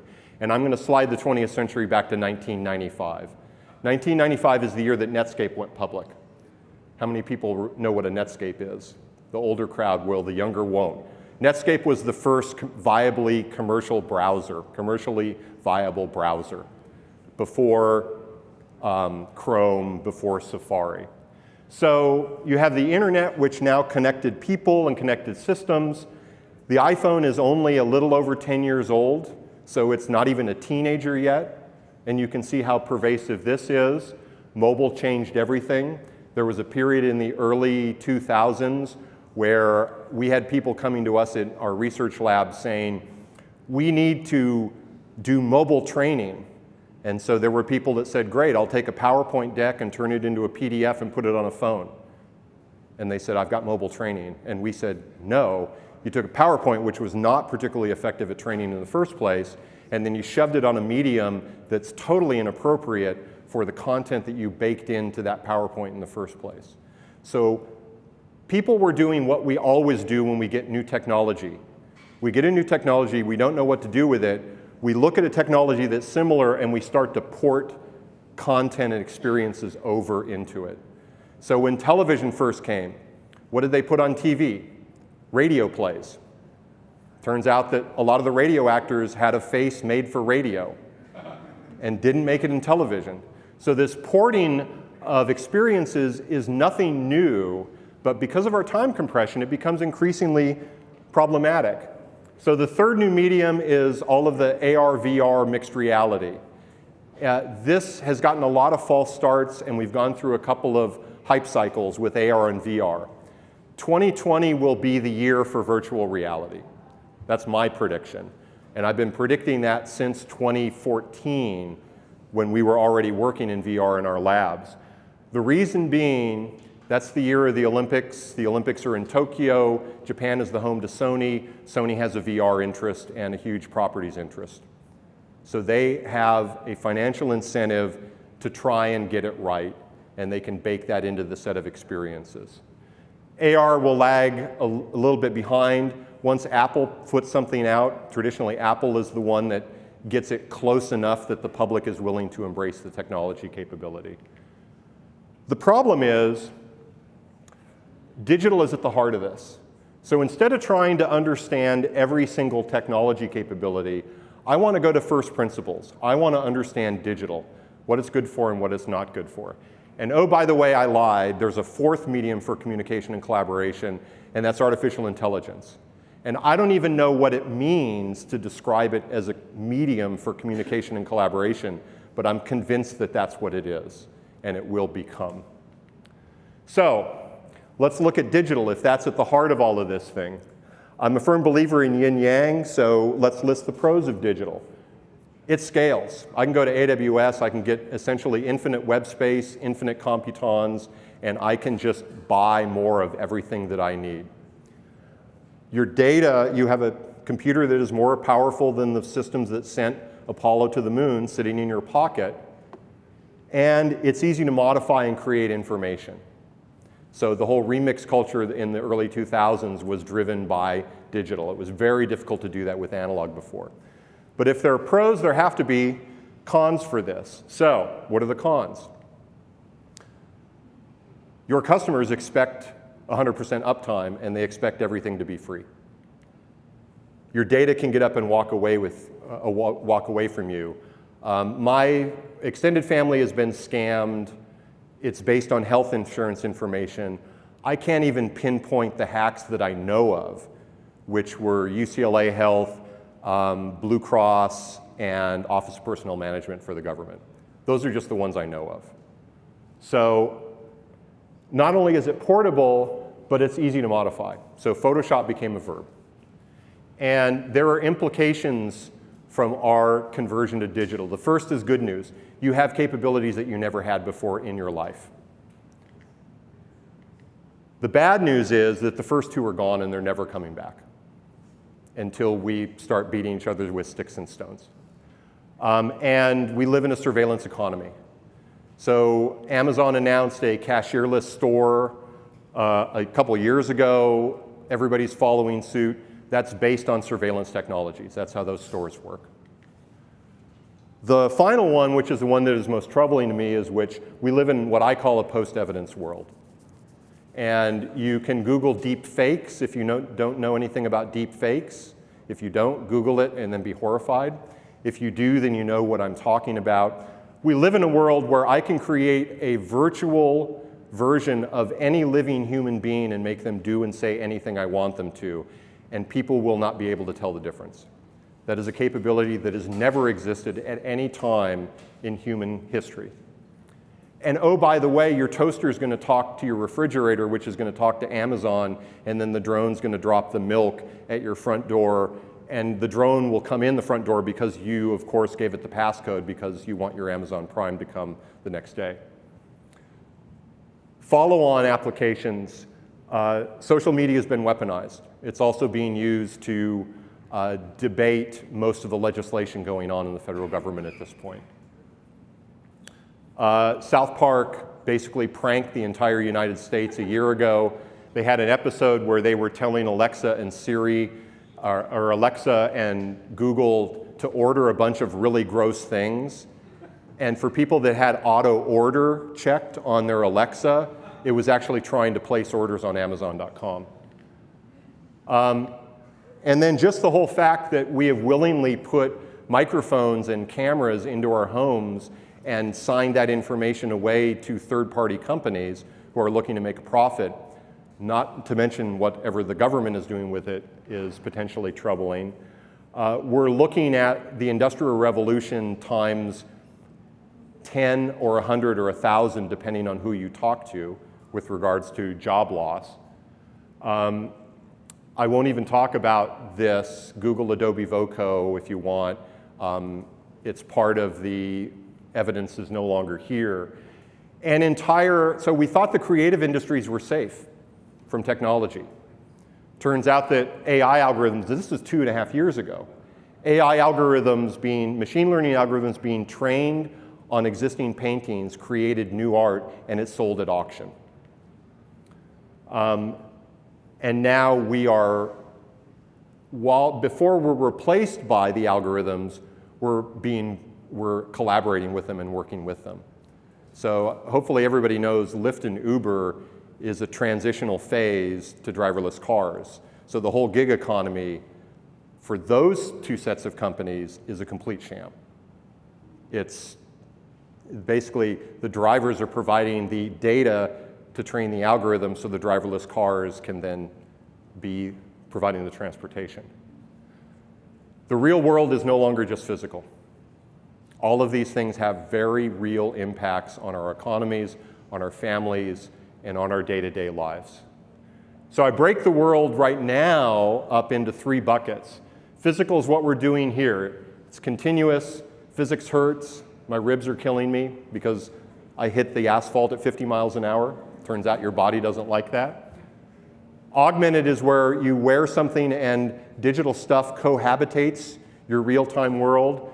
And then in virtual, you cede completely one or more of your senses to an experience that someone else has created. Turns out that immersive media has been around for a long time. The cave paintings were fully immersive. Wherever you turned, there was art. That was screwed up by the Greeks who came and put a proscenium arch around the content. So we have been at the mercy of the screen ever since the Greeks started this. So when you think about paintings and then television and all the imagery, it's bounded by a screen. The difference with AR and VR is the screen boundaries have gone away. And that's a very different relationship that we have with our experiences and with our information. So where do we go from here? My wife is an artist, and she is working her butt off because she'll be in the Venice Biennale next year if the flooding stops. But she's also faculty up at Cal Arts, and she works with BFA 1 students, are one of her cohort, and in her case, she's trying to take these very vigorous art students and convince them that art is a practice and demands rigor. In my case, I've oftentimes been working with computer scientists and engineers who are incredibly rigorous, but they've had the vigor and the incitement beat out of them by the educational system or by the work system. And it really is a balancing of these two. And what I'm pissed off about that I never was taught in my undergraduate or graduate education explicitly was abstraction and representation. Artists know this. Philosophers know this. I learned this accidentally being trained as a chemist, but this is the key to dealing with complex situations and complex problems. If you don't know how to abstract a problem and you don't know how to think about representation, you will never be able to solve a complex problem. Our lab focuses on both building applications and thinking deeply about the implications of those applications and these capabilities. In our case, it's not only implications for public policy, but it's the implications for society writ large. And we do this by coming up with conceptual models, and then we quickly prototype things to try and see what works. Because if you're working in a really innovative area, you don't know what a right answer looks like. And the only way you get to knowing what a right answer looks like is by trying stuff. So let me give you a conceptual model for all of this digital stuff. I'm going to argue that humans are analog and virtual is digital. Two completely different ways of existing. Digital is zeros and ones, it's on, it's off. Analog is continuous, we born, we live, we die. So if you accept that these are two completely different things, I want to try and dig a little bit more deeply and understand not only what is going on with this new technology, but how people are using it, and then why should people care? Why is something working and why is it failing? This is what right now Silicon Valley loves to talk about embracing failure. Most of them don't know what they're talking about because they don't want to fail. You don't make your quarterly numbers by failing. You make your quarterly numbers by doing what you've done all along and doing incremental change. So I want to get at why these things do the things that we do. So I'm going to, this is a trigger warning, there's a little chemistry in this talk. One of the courses I taught was organic chemistry. Organic chemistry is typically taught as a memorization exercise. You got a bunch of reactions, you put them on a 3x5 card, you go through, you get an exam and you do pattern matching. That's not understanding chemistry. That's understanding what happens. If you go a little more deeply into things, you understand the mechanism of reaction. That's how these things happened. So that's a deeper level of understanding. I was lucky enough to be taught, and then the way that I taught it was, on the first day, we started with the Schrodinger wave equation for a hydrogen atom. And my professor, Patricia Traylor, said, if you understand why an atom does what an atom does, you will be able to synthesize knowledge. So if you deeply understand a couple of core principles, you can predict everything else. And it turns out it works really well. I do an experiment with my cinema students where I challenge them. I say, I can give you 5 rules of organic chemistry and you will be able to predict reaction products. And they think I'm nuts, and then we go through it 15 minutes later, they're predicting reaction products. Because it turns out, through the process of abstraction and representation, you can get to why things happen, and why, understanding why is how you create knowledge. So, I consider analog and digital to be orthogonal, meaning they go in different directions, meaning they never meet. From chemistry, those of you that took organic chemistry, if you remember p orbitals, These three p orbitals are orthogonal, meaning they point in different directions. The way that you form a bond is overlap of orbitals. If you take two orthogonal orbitals and overlap them, they will not form a bond because the wave function cancels out. The only way you can form a bond is when like orientations overlap. So in order for me to make a bond between those three atoms, I need to either change their orientation space or hybridize them, mix them with other things. So if that's the case, what are the implications then for humans and digital? So this is why I say there are no solutions. But instead, what do we have in this case? Well, you've been taught that oil and vinegar don't mix. But if you bring them together in the right amount, you can make a tasty salad dressing. Oil and vinegar form what's called an emulsion. It is not a solution. Solution means that two things intermingle and you cannot separate them back out easily. An emulsion means that they're dissimilar things, but by physical adjunction, it kind of looks like they are put together. So if I think about emulsions rather than solutions for technology problems, if I take oil and vinegar, I can make my salad dressing, I can shake it up, it looks like a solution. What happens when I sit it back down? Separates, right? Because it's an emulsion, it's not a solution. Anybody know what happens when you add egg yolk to oil and vinegar? No foodies in the audience. Get mayonnaise. This is not a solution. This is an emulsion, but it is a stable emulsion. What's happening here is that the egg yolk has properties that are a little bit like the vinegar phase and a little bit like the oil phase, and it acts as a binder. So if I consider that humans and digital are an emulsion, so as long as I'm looking at my phone, I've got a relationship with it. The minute I put my phone down, or God forbid I leave it at home when I go to work, it separates. I want to start looking for what's the egg yolk in the world that's going to make a stable emulsion with all of my technology. So humans are not digits. I'm going to argue that story is one of the egg yolks. Story is how we engage information. It's also, if I can wrap a story up with my technology or bake a story into it, there's a good chance that's going to be a stable emulsion. I'll give you two other egg yolks for the modern world. And what we're building here is, I don't care about augmented, virtual, blah, blah, blah. I call it emulsional reality. And we're thinking about these binders. Policy is another binder. This is why I left my gig at ICT, which is the third building, or fourth building down the street, actually, and went to Pardee Rand to work in public policy. Because I saw that technology is changing the world and public policy is lagging way behind. And that is a dangerous place to be. So policy done right is a way to make stable emulsions between humans and our activities and all of this digital stuff. And then finally, if you can figure out a way to get people to play, they will engage that. That is sticky, and that keeps people engaged in doing things. So what does that mean?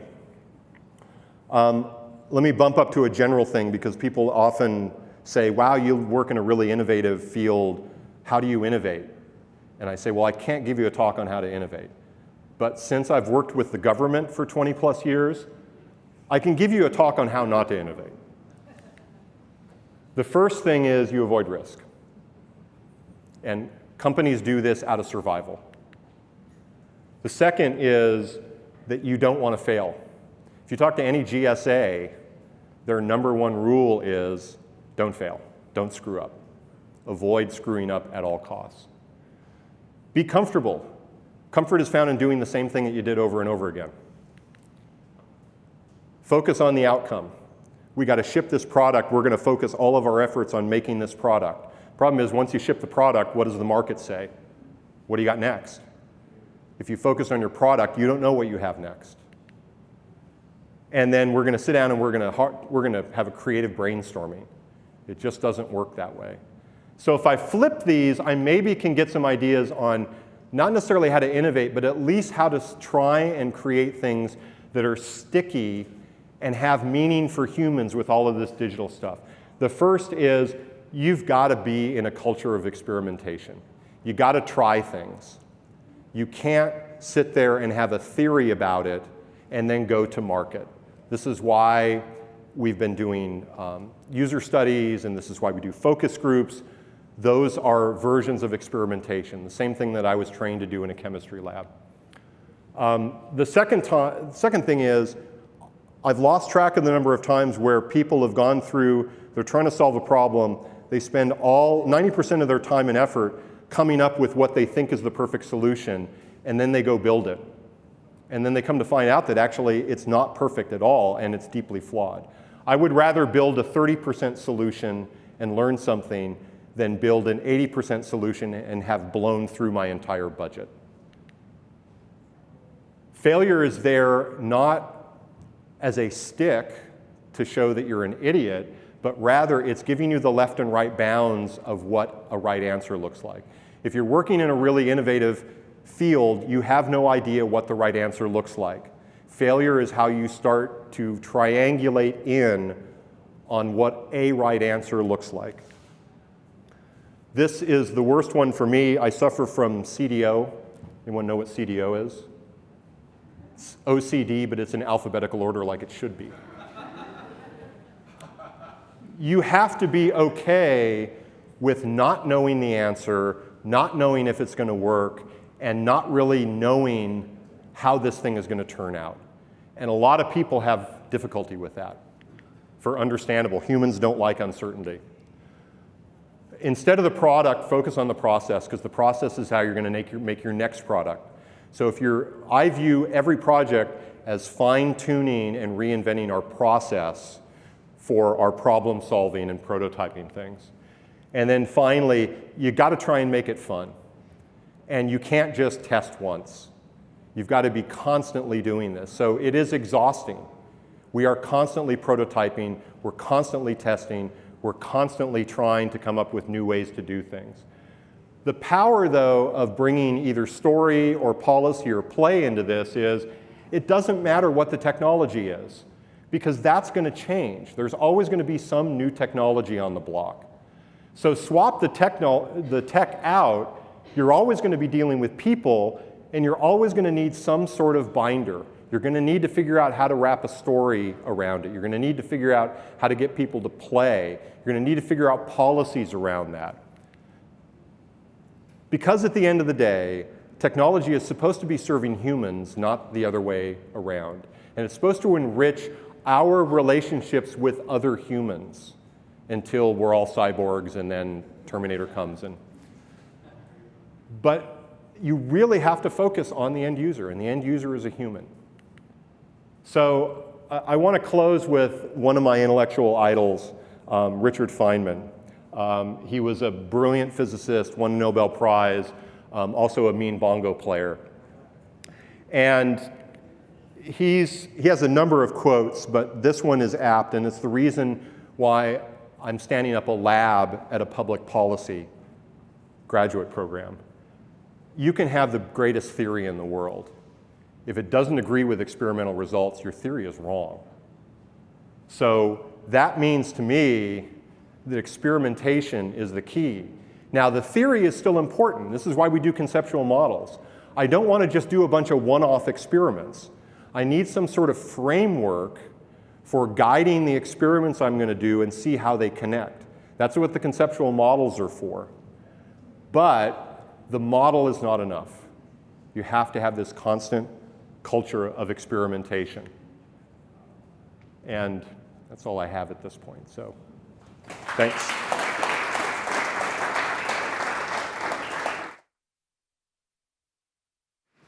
Thank you, Todd. That was phenomenal. Again, we welcome you back here. He was here 2 years ago, and phenomenal. So thank you so much. Thanks. Thank you. I guess maybe someone take a photo with you. We're going to start up our next panel. Hopefully, just raise your hand if the speaker's for Robin. Is Robin and everyone here? Phenomenal. Great. Okay.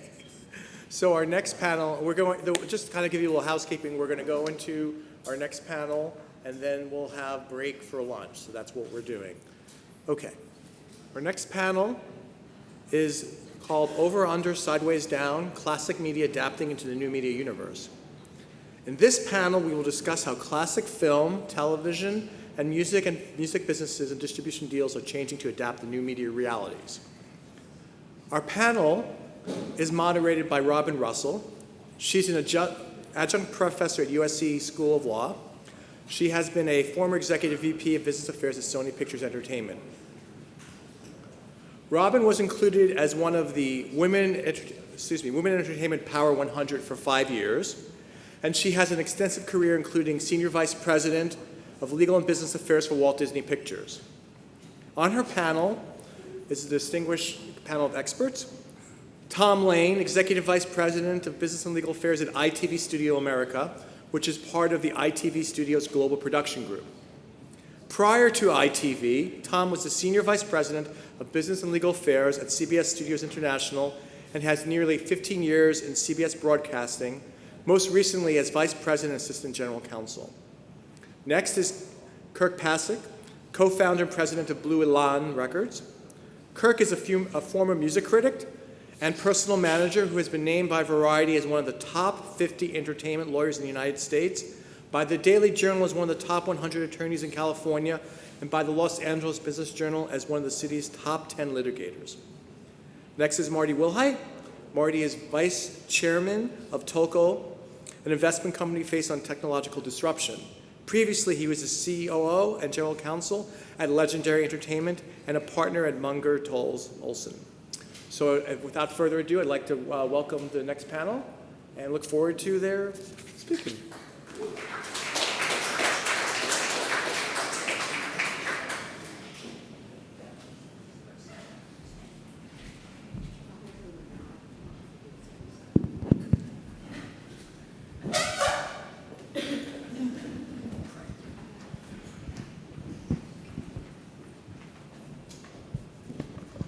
Good morning, everybody.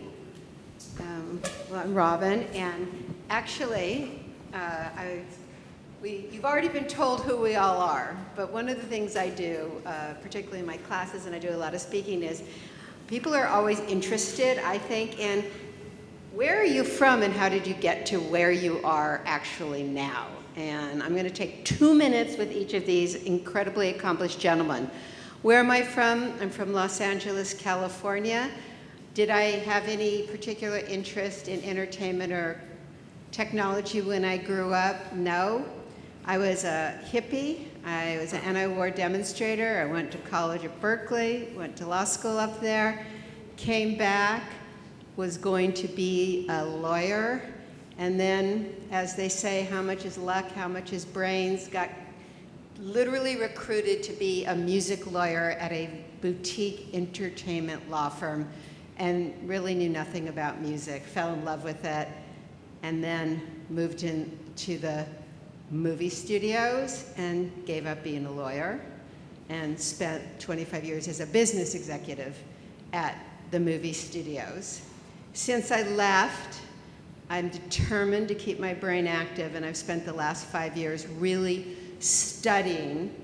I went back to business school, and now I teach, about the transition to what I call the digital age, and the sort of push and pull between what we used to call Silicon Valley and Hollywood. Hard to say that now because Silicon Valley seems to have moved into this complete area here. So it's sort of the Silicon Beach and Hollywood. And when I say Hollywood, and I'm telling you guys right now, I come from a place of creators create content, they work hard to do it. As far as I am concerned, they're entitled to be compensated for their work. Nothing is free. Music is not free. Television is not free. Movies are not free. I've sat on panels with the Entertainment Frontier Foundation guys. You probably all know them. Super smart. They're not flaky, but they truly believe content is free, and we have to figure out a different way that people be compensated. I come from the total other side. Anyway, that's who I am. I'm thrilled to be here. 2 minutes with each of these guys, and we'll jump into it. Oh, everybody I do have a mic. I'm Kirk Pasich. I am the co-founder of Blue Élan Records. I'm not here to talk today about my law firm experience. We founded Blue Élan 4.5 years ago. And I was asked at the time, why would I form a record label then?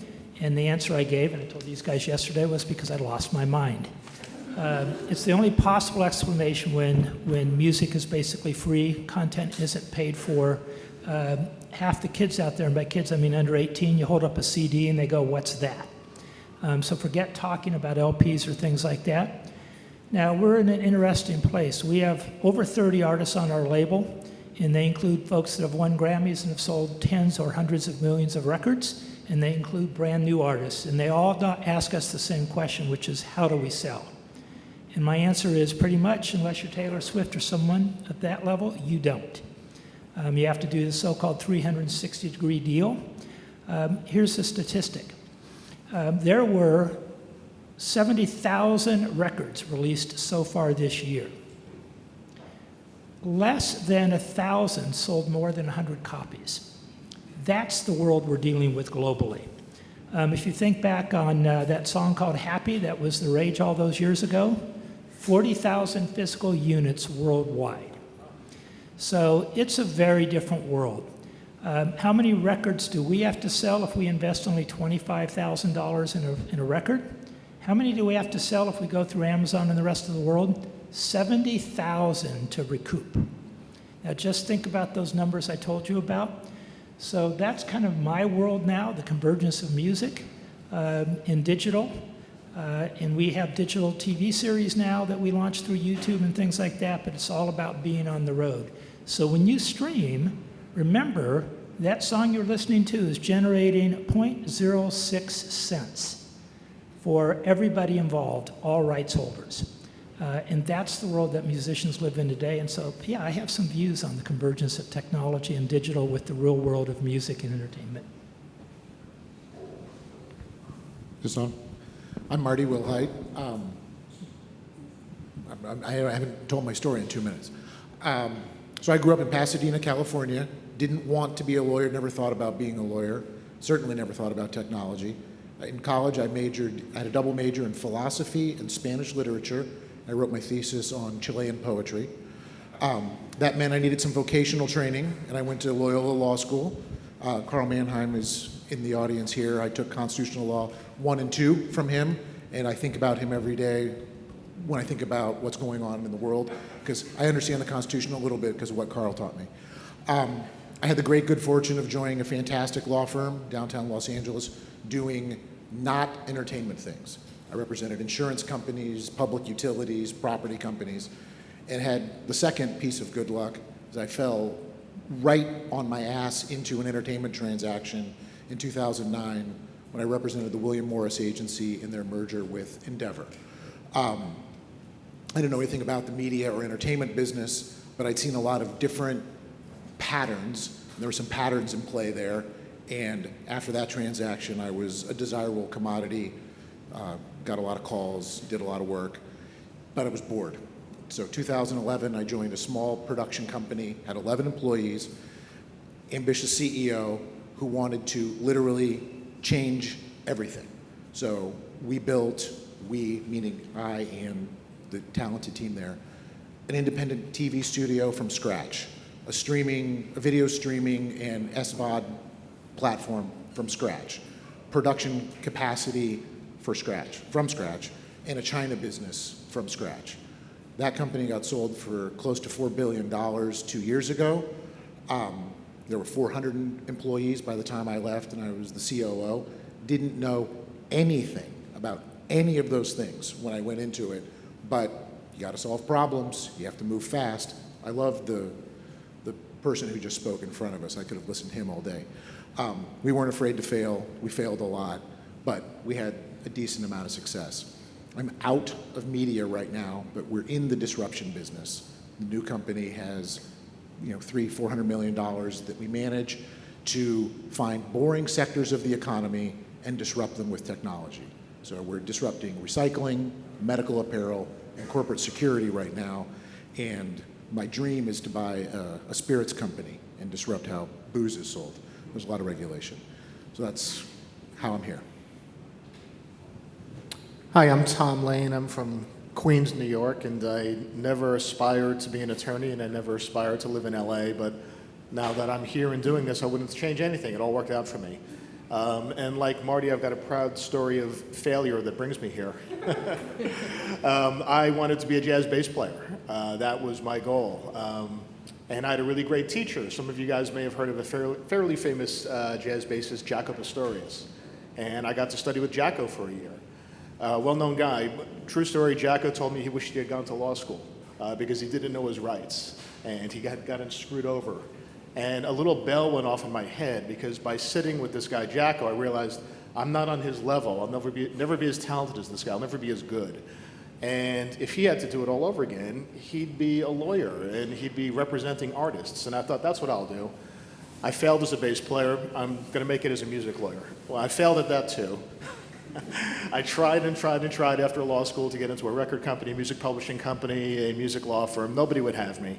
So I started life as a commercial litigator. I went to the firm simply because it represented some music clients, EMI Publishing and Capitol Records, and always raised my hand when there was a music industry thing to work on. Tried like hell to get into the music business, failed once again. The first transactional entertainment job that opened itself up to me was at National Geographic Television. And simply because as a kid I'd always gone through the magazines and loved it, I took the job, and it was that simple.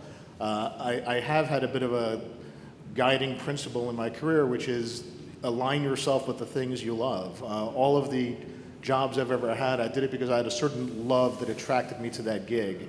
I went to the law firm because I thought I'd work on these music deals, and I love music. I went to National Geographic because I loved the magazine. When I was at CBS, I worked on 60 Minutes and well over a decade in every episode of the CSI shows ever made. I absolutely loved it.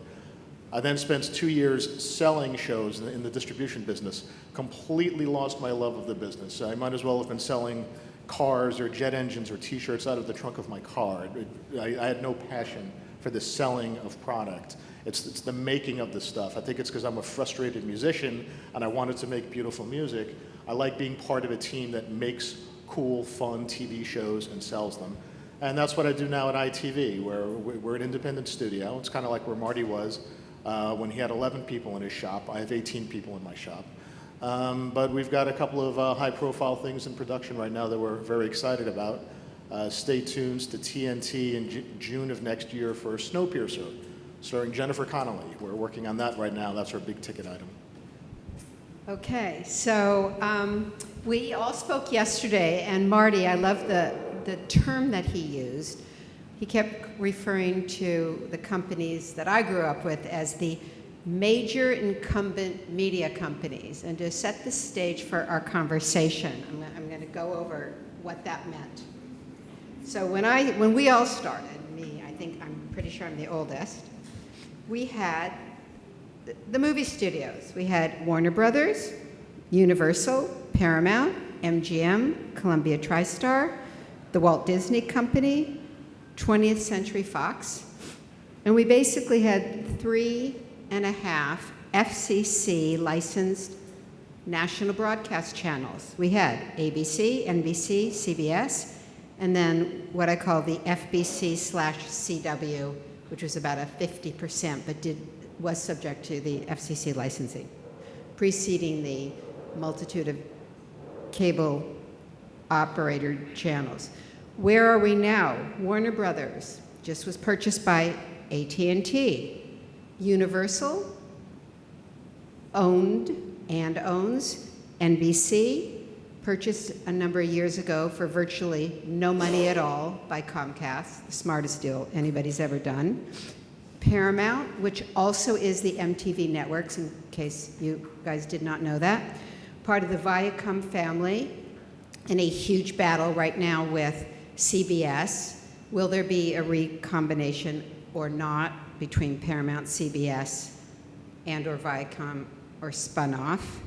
MGM bought and sold probably 10 times in my lifetime, 5 of those times by the original owner, who's now deceased, is currently owned by private equity and is really just a mini major. You may also not know that they sold off their film library and assets to Turner Communications many, many years ago. So they're more of an independent production company. Columbia TriStar, purchased by Sony Pictures Entertainment, which is where I spent the last 20 years of my career. The Walt Disney Company purchased ABC, by that owned ESPN recently, bought the Fox Entertainment suite of companies. What's left with Fox is now going to be News Corp and the Fox broadcast channels, including Fox News. So the major incumbent media companies, as we knew them, no longer exist. They're not familiar, and we sit here in this room and we wonder, why is this happening? And what's going to be the outcome, and what does it mean for all of us who are in this industry? And having set the stage, I'm going to turn it over to Marty, who is the man with the money and coined the major incumbent media company phrase for me to use. Well, so all of my thoughts are my own thoughts. These are things I believe. Doesn't mean anybody ought to believe them. That's my caveat. So I came to this panel through Jay Dockery, and he said, I want to talk about the disruption in the media space. And I've been struggling to think about an easy way to talk about this. So the disruption of what? I happen to be obsessed with business models. Other people are obsessed with other things. And the only way I've been able to think and retain any sanity in my journey through the media business was focusing on the North Star of what the business model is.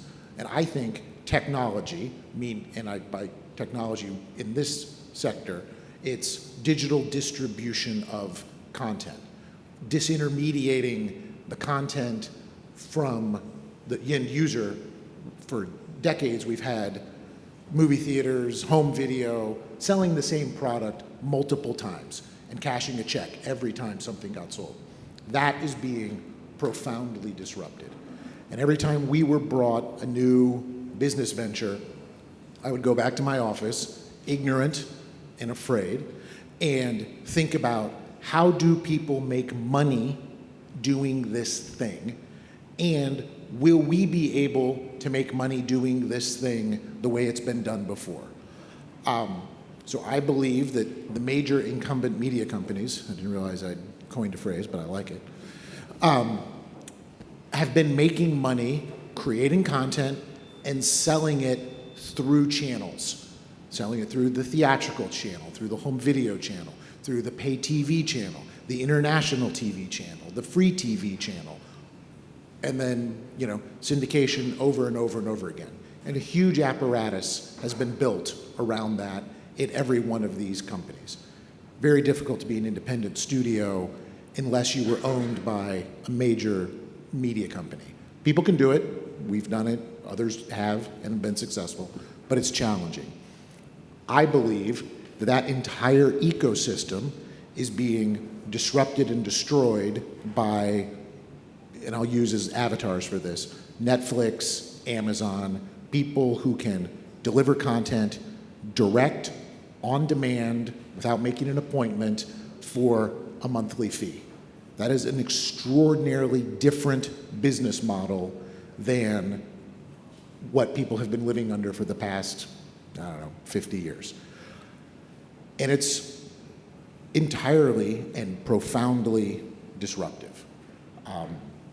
How are people adapting to it? Well, I think we can see the music industry didn't adapt perfectly well and got steamrolled. Kirk can talk about that.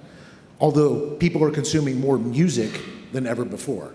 So it's not that music is going away, it's not that video content is going away, but the business models that have made many of us comfortable, some of us rich, are being really, really disrupted.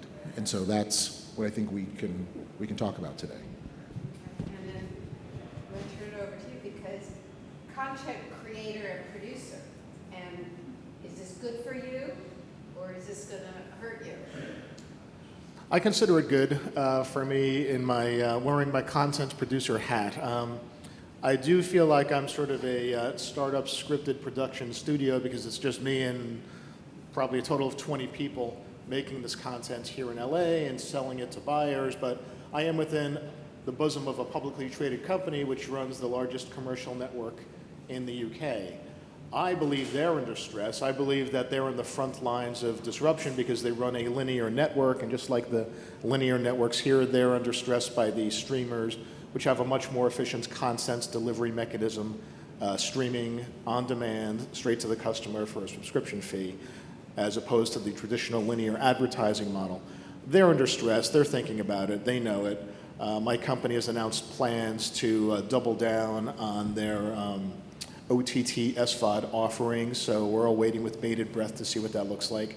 But sitting here in warm, sunny LA, I'm insulated from all the problems my colleagues are having in the UK, and all I really care about is making good shows and selling good shows to buyers here in America. From my point of view, I now have more buyers than I did 5-10 years ago. I can now sell to Netflix, I can sell to Amazon, I can sell to Apple, I can sell to Facebook, I can sell to YouTube. There will be a couple of new entrants in the market. The linear buyers are still there. They're under stress. Maybe they don't want to pay as much money as they did before, but I have more people to sell to, and there's competition for what we're selling. I've never run into the situation where I've got a hot property on my hands with some strong talent and strong creative concepts, and I knock on the door of content buyers, and they say, sorry, I'm a vertically integrated company, I refuse to take your pitch, I'm not interested in your content. Never happens. Everybody wants the next good piece of content. That good piece of content can come from anywhere. It's a tough game. It's mining for gold in a stream with a pan, and you hope you find the right concepts, the right people, the right creative auspices. But we're having success doing it, and we have more buyers. What I would say is almost like a stock investor, it gives you different kinds of buyers, and each presents a different kind of business model to work with. Selling to a streaming platform is perceived as a little bit of a safe bet in my industry, because if I sell to a Netflix or to an Amazon, they'll pay me 100% of the production costs plus some premium on top of it.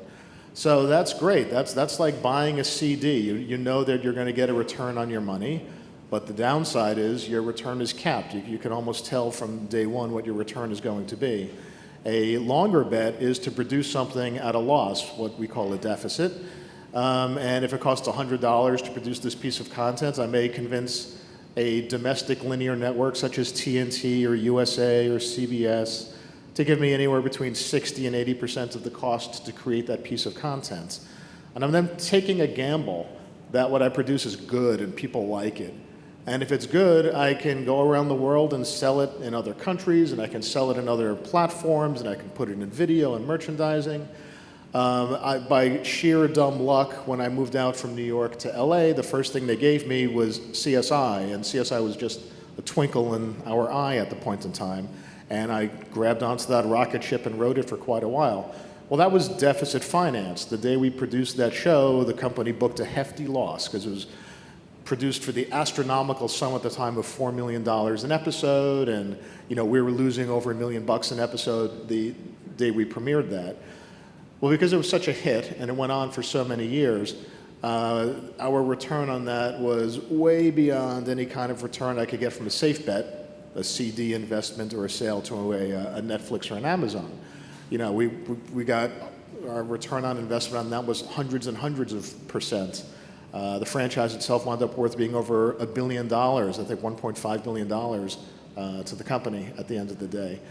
So, anybody who's investing in content as a content creator, you want to have your home runs, you want to have your CSIs, you take a risk, maybe you lose money on it, maybe you make king's riches because it's such a hit. And then you want to have a couple of safer investments. I like to sell to Netflix and Amazon. I know I'm going to make money. I know I'm not going to lose my shirt.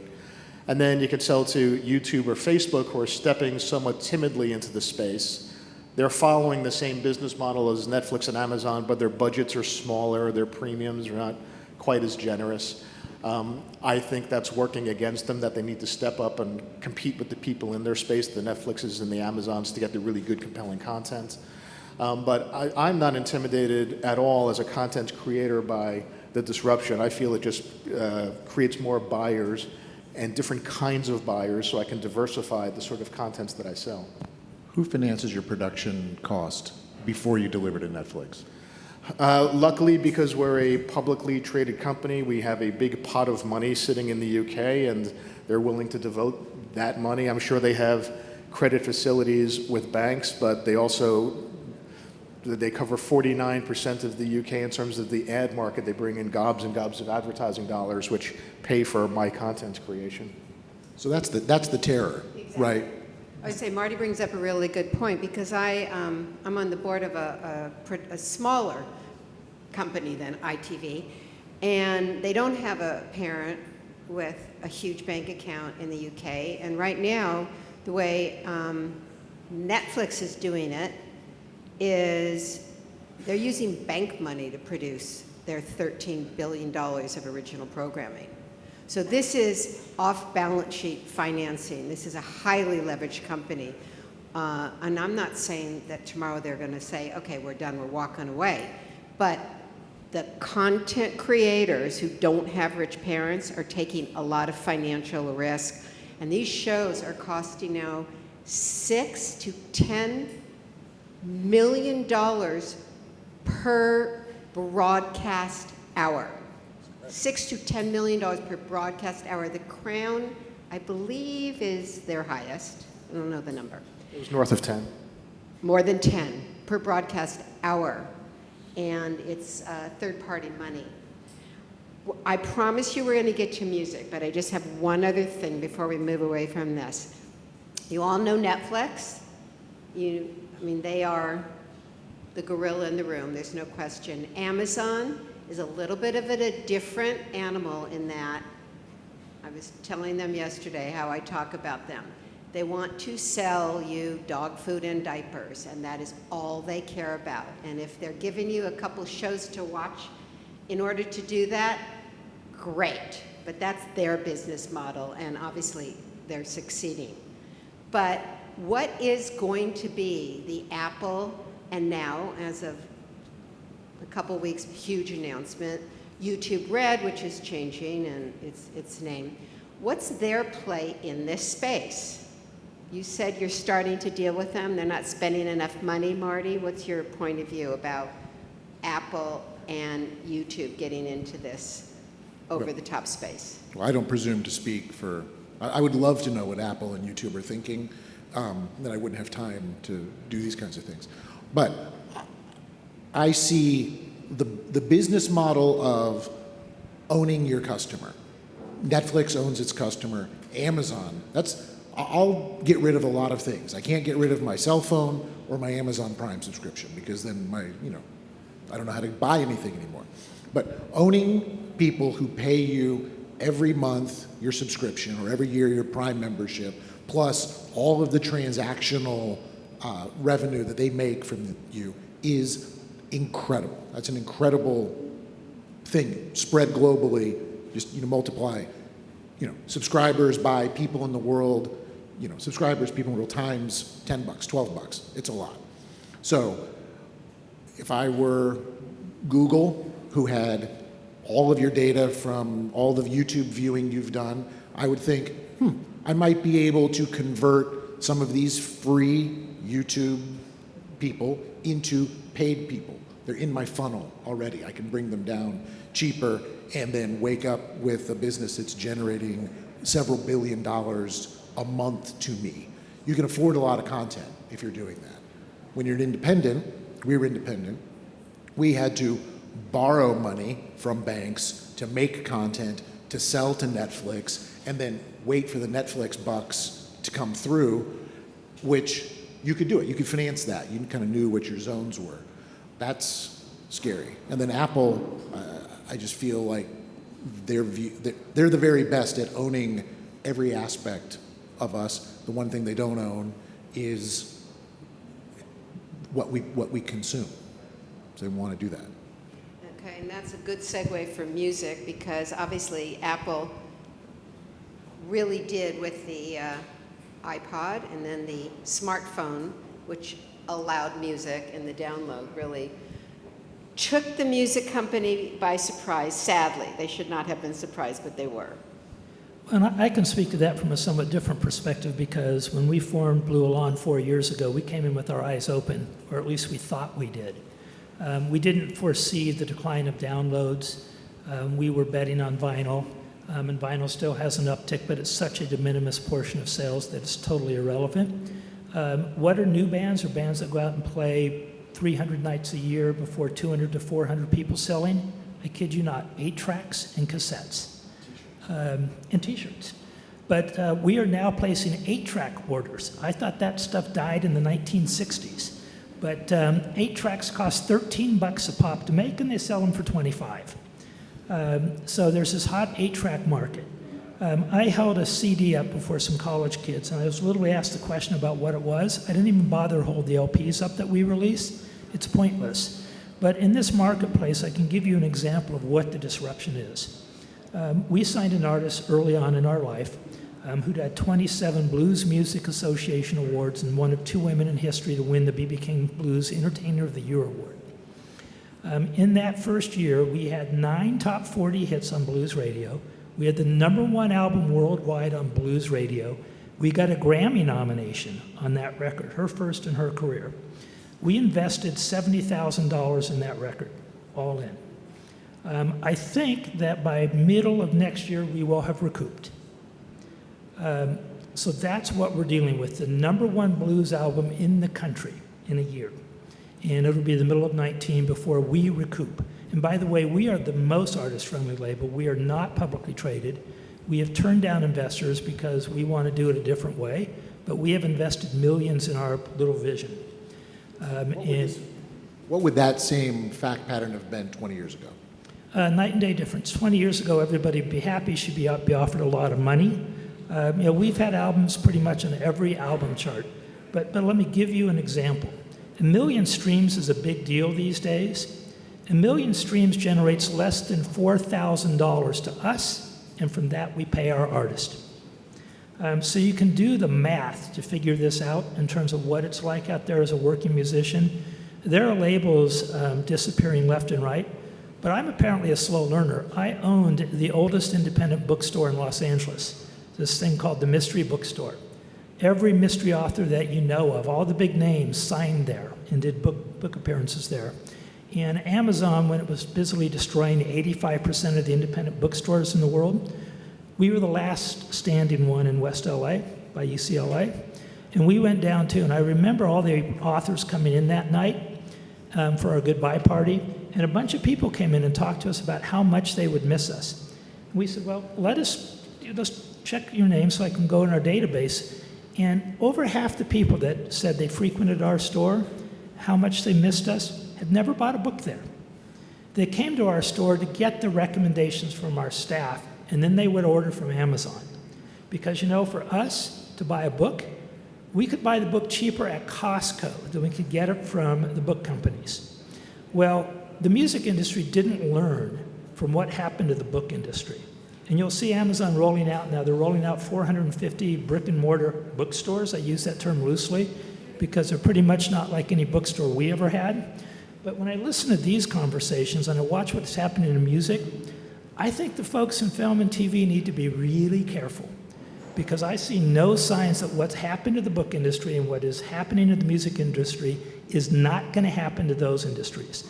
And I love hearing notions. Everyone stands up and says, content makers and providers, the creators should be paid. But you know what? I'm not even going to ask you to do this. I'm not even going to ask this panel to do this. But if I ask for a show of hands of how many people listen to Spotify versus how many people pay for downloads or how many people actually buy physical product, that's your answer as to why musicians can't make money in this world. And you know what? I'm on Spotify. I'm on Pandora. The only physical product I buy now is my own stuff.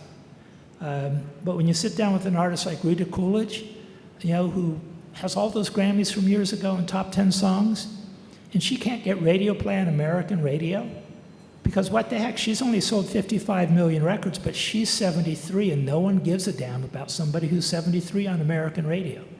But in England, in Europe, she's tearing it up over there. And so we look at things globally, but how things work in the US on creative content, not a good model if you want to do it. So I kind of go back to what I said in my introduction. It wasn't that I lost my mind when we formed this label.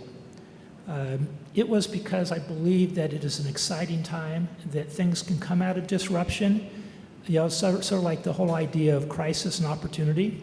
There are things there. It calls for a different model. It calls for risk-taking. I can tell you we have this conversation every day when artists approach us, and we have a ton of artists approach us, and we tell them what the real world is, and we tell them how happy they can be. We had a debut artist who had 8 million streams on her first music video. At the rate we're going, she'll recoup in about 20 years. It's just that kind of world. There is a path to be found. I don't know if we're finding the right path, but seriously, I think folks in TV and movies need to pay attention to what happened in the book business and the music business, because I think they're next. Amen. I'll jump in there if you don't mind, sorry. In the year, postscript to my story about how I was a frustrated musician and then really wanted to be a music lawyer, I actually had that opportunity in 2000. I was working at a law firm in New York City, and Sony Music was a client. And I had an opportunity to leave the law firm and join Sony Music. And this would have been the culmination of my music industry hopes and dreams. And I looked around at the music industry and I said, this stinks. I love music, but the music business, it was just absolutely under siege by Napster and Grokster, and Sony was not hitting its numbers in those days. And then I had an opportunity to move out to the West Coast and join CBS, and given my experience at National Geographic TV, I said, you know what, TV is actually a better business to be in. So Kirk, I agree, I've stayed in the TV business strategically, even though I had an opportunity to join the music business, and I worry every day that TV could suffer the same fate as the music industry. So far it hasn't. So far, we've been able to make things work, but I do live in fear of exactly what you just referenced. I think it'll be smoother in TV, but the interesting thing is the product we sell, when we sell to Netflix, we sell to a streamer, is a different product, even though it's a show, that we would sell to a linear network. And this notion of the upside being capped, the more product is being sold into the streaming business model, it makes it, you will never have a blowout hit like Seinfeld. You'll never have a CSI. Right. You will make a nice margin, and so you can have a nice business, but you can't have a huge business. And when you can't have a huge business, you can't have a home run business, then all of the overhead and the waste that exists in a global company needs to get sucked out. And we're seeing that, like, mass, layoffs, divisions being closed. It's the reaction to the actual product is changing. I think people will be able to make great, high-quality content, but there will be fewer of these streaming platforms. I don't believe, and what the hell do I know, but I don't believe that we will end up with 15 buyers of $8 million per hour content. I think we'll end up with a handful. Others will get bankrupted or destroyed along the way. And independent production will exist there, but it'll just be selling a different product. That's my prediction. Before we move off music, I do want to go back to Spotify, in that I'm sure you all know they just went through their IPO. Initially, they had some investment from some of the big record labels who've all cashed out for various reasons. They are trying to build their premium subscription, right, as opposed to those legacy free subscribers.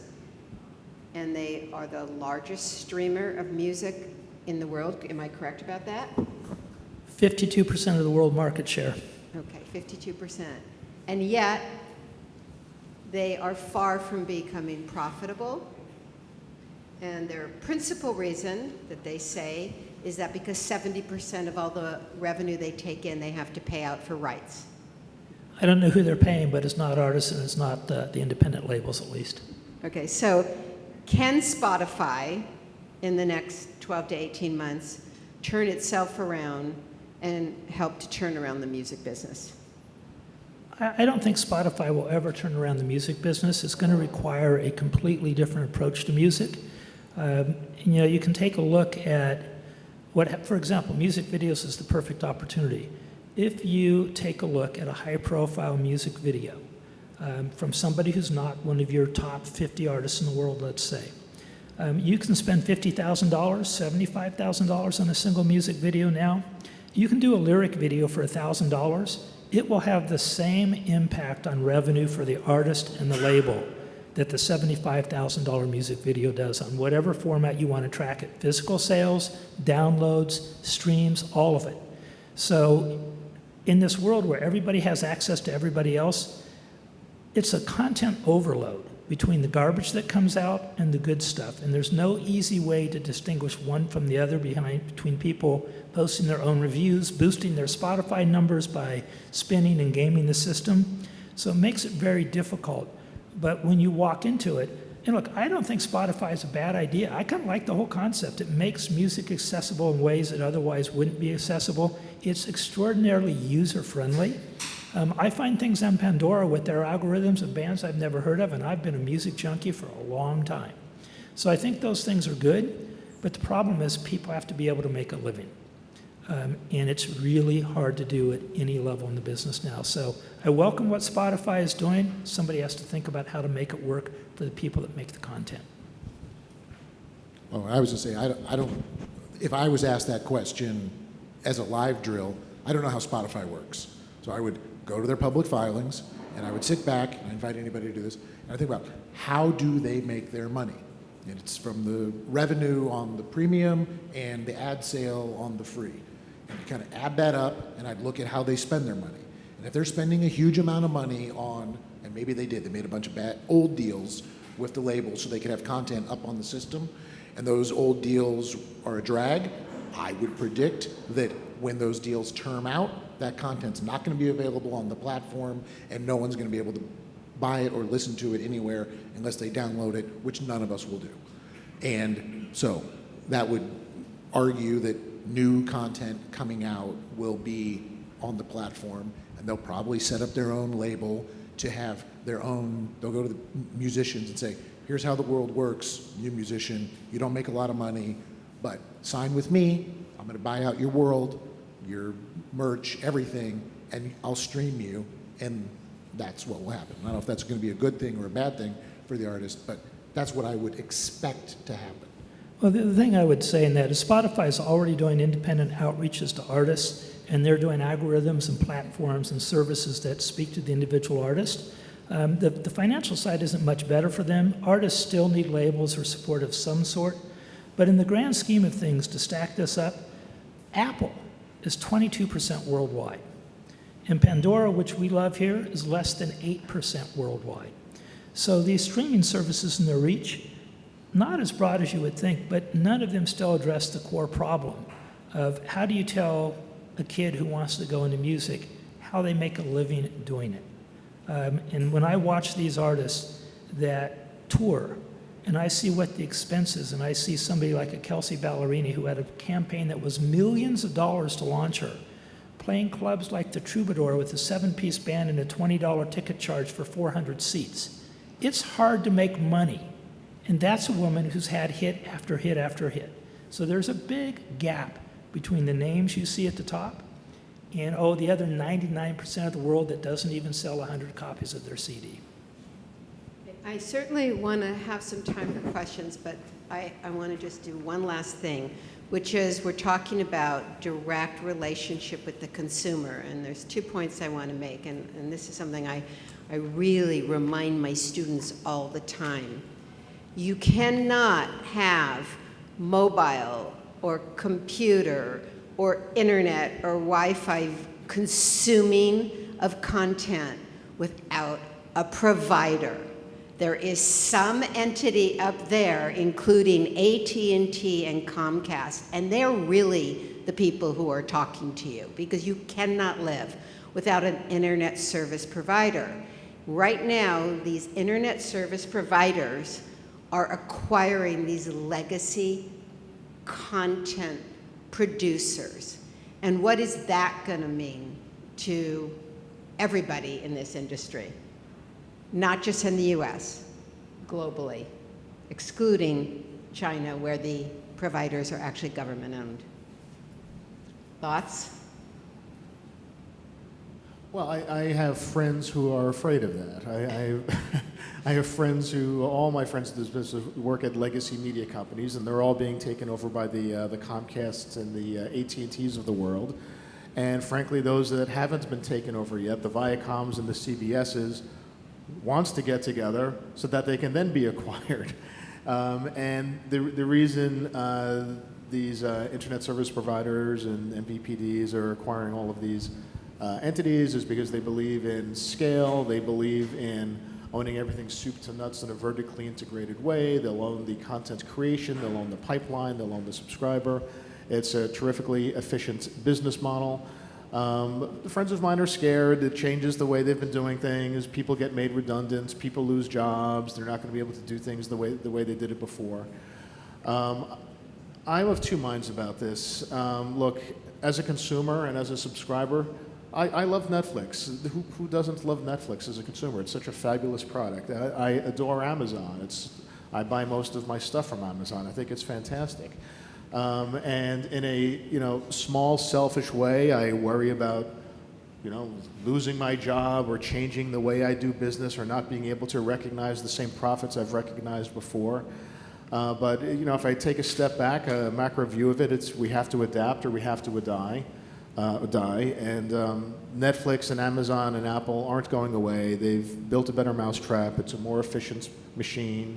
It's giving the consumers what they want. It's cutting out the middleman.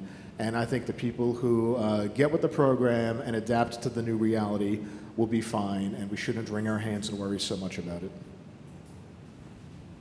So at the movie company that I was at, Movie Film Television, we were pursuing two separate strategies. We were trying to find a way to grow through and into China, and the other was to get acquired by a big integrated media company or service provider. And a deal we did before our China deal was we took a big investment in from SoftBank. SoftBank is a Japanese company that owned and controlled Sprint, and Sprint was trying to acquire T-Mobile. And Masa-san, who's the CEO of SoftBank, his stated vision was, I'm going to merge Sprint and T-Mobile, and then I'm going to create a bucket, a subscription, which is, here's your cell phone subscription, your monthly plan, the one thing you cannot live without, and for a few more bucks, you can get Legendary's movies. You can get some TV. He was trying to back in to what AT&T is backing into with Time Warner, but 4 years ago. And I didn't love a business model or an audacious concept more than I loved that one, sitting on the ground. Unfortunately, the DOJ and FCC decided that the Sprint T-Mobile merger was anti-competitive and shut it down, and then Masa shut down the investment he made the first investment, but the $2 billion that was coming after, that got turned off. But that's the play for the big, you own the customer, they can't cancel their cell phone, they can't cancel their internet service, and then plus up content sales to them. It's just happening. I have absolutely nothing to say on that topic, but what I will say is there is a PowerPoint in your materials that kind of covers all the music stuff I was talking about. It was not our plan to present it, but it was our plan to make sure you get MCLE credit. So it's pretty self-explanatory if you want to look at anything that I had to say. My only other comment on that front is if you have any brilliant or you think non-brilliant ideas on how to make it as a record company, our doors are always open and we love to hear those ideas. And his materials are well worth looking at. We have only a few minutes for questions, but please, I don't know, do you guys have a microphone? You stand up. However you're doing questions, stand up and say who you want to answer. Anyone can answer, but I just wanted to talk a little or ask you guys a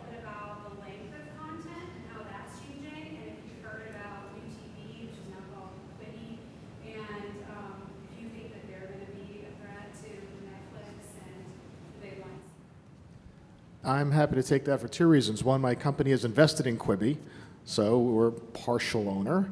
And we are, I think I could say this, it's not confidential. We're looking at creating content for them, which is new and interesting. I think they want small form stuff. I think they want 5-minute, 8-minute content. We're not sure yet. It's a lot like Marty looking at new business models and trying to figure out how is this going to work. We don't know yet. We've got this idea which sounds good on paper, and it's going to take some really smart, creative people to figure out how to do this, because I think it's dangerous when business people come up with concepts like this and then tell creative people to make it happen, rather than the creative people coming up with the concept and secondarily going to the business people. But the business people have come up with this idea, let's make 5 or 8 minute snippets, and we'll construct it creatively in a way so they can be stitched together into half-hour or 1-hour separate pieces of content, which can be then distributed through more traditional media platforms after you give Quibi the first bite at the apple with their short-form 5 and 8 minute stuff. I don't know if that makes sense or not. It's just a concept that's being floated around right now. We have to figure out how much Quibi wants to pay. We have to figure out what exactly it's going to look like. But we believe in it. Like I said, it's another buyer. I told you, because we're a content creator, I'm relaxed about the new entrants, because rather than running in fear from Quibi, we say, hey, can I give you some money to invest in you, and can I please create some content for you? And that's the stage we're at now. I mean, I can tell you, in my experience with work with Southeast Asia and China, they definitely are more comfortable with and looking for short form. However, it's not subscription. It's everything there right now. Well, there's issues, of course, with copyright, but putting that aside, is short form ad supported and product placement created. And that's their model. And they're very comfortable with this short form type of stuff. I think it's different than what Quibi's going to do, but very popular in China and Taiwan. Yeah, there's this, I'm not sure who said it. I'm not going to attribute it to the person who I think said it, but all television is pay television. It's just who's paying for it, okay? So the ad-supported people, the product placement people know that they can't get someone to pay for more than 5 minutes. Netflix can get people to pay. Netflix can pay for more because you're paying them, whatever it is, $120 a year or more, and they can scale that through. Put some leverage on it, they can pay for more. So to me, again, I go back to my one first principle is, what's the business model? How does this work? And then where does the cash come from? Because one thing we know, production isn't free. By the way, music's going the same way. LPs are no longer the thing that sells. EPs and singles are the things that sell. And in the music business, it used to be in the 60s that you ever wanted all your songs to be under 4 minutes. So you'd see songs where the track time would be 3 minutes and 80 seconds. And you're seeing that phenomena kind of come back now. It's a little harder because all the digital stuff tells you. But you'll see an official listing where it's like 350, but it'll be like 402 or 450. It's one of the reasons we're moving into providing free video content. We actually launched a digital TV series that's all in 4 or 5 minute snippets, featuring a woman who was one of the stars on one of the last MTV scripted shows, Mary and Jane, and was on the Oxygen channel before that. And that's the vehicle she wanted to use to combine music and comedy. Little vignettes, no longer than 5 minutes, 22 episode series. So that's what music has to do to attract followers, because man, it's all a soundbite world now, really.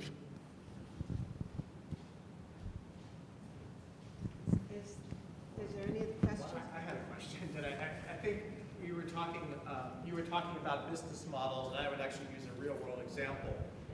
Dish Network, on the other day, I'm watching HBO, and they say, it shuts it off and says, we're in a fight with them. You can no longer get HBO. So what did I do?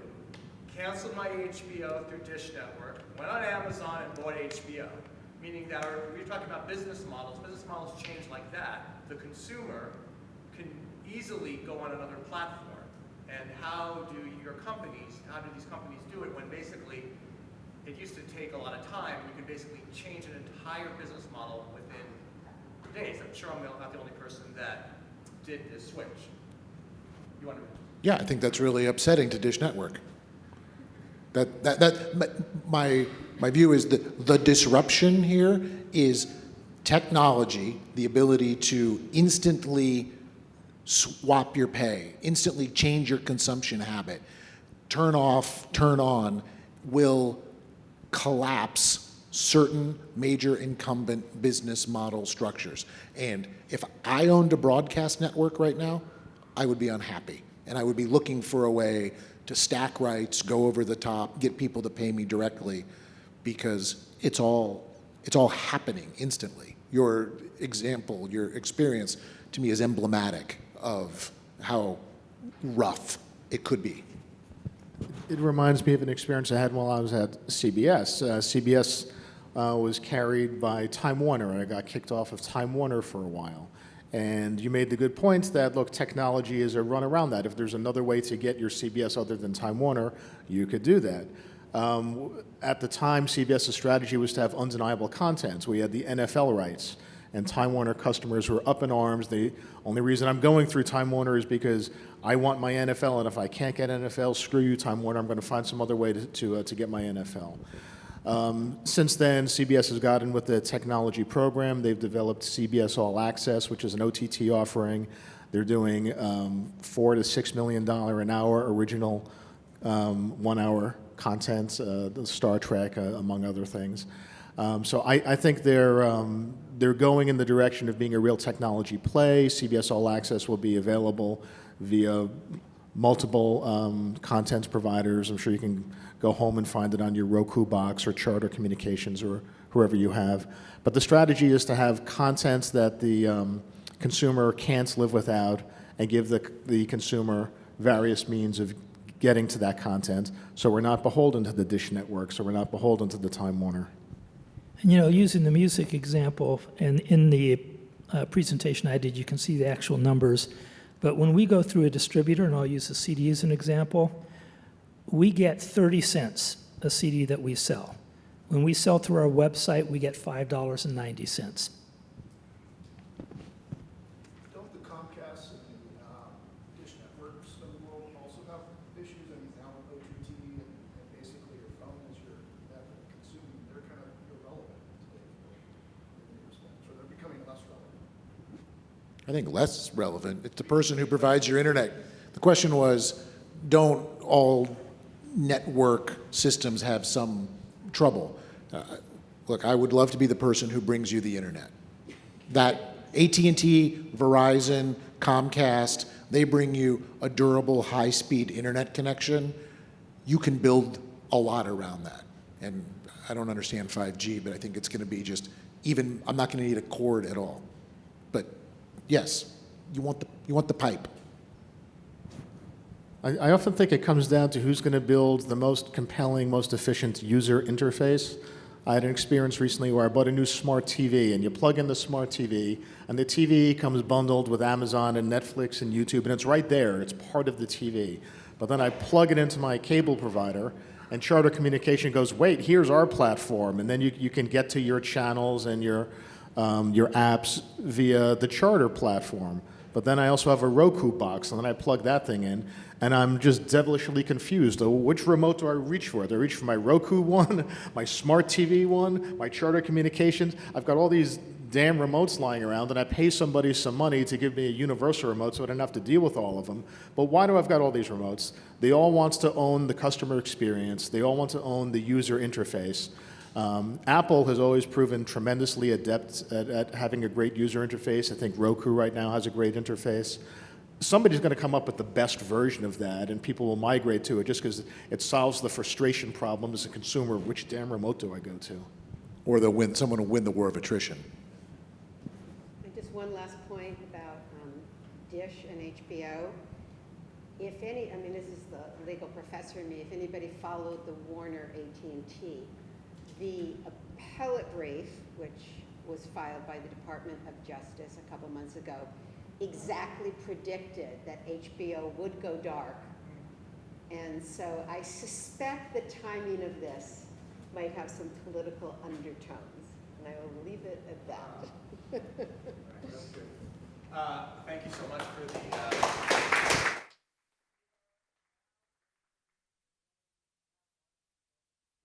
Served, and we will be starting another keynote approximately 1:05 or so. Please feel free, mingle. Thank you so much.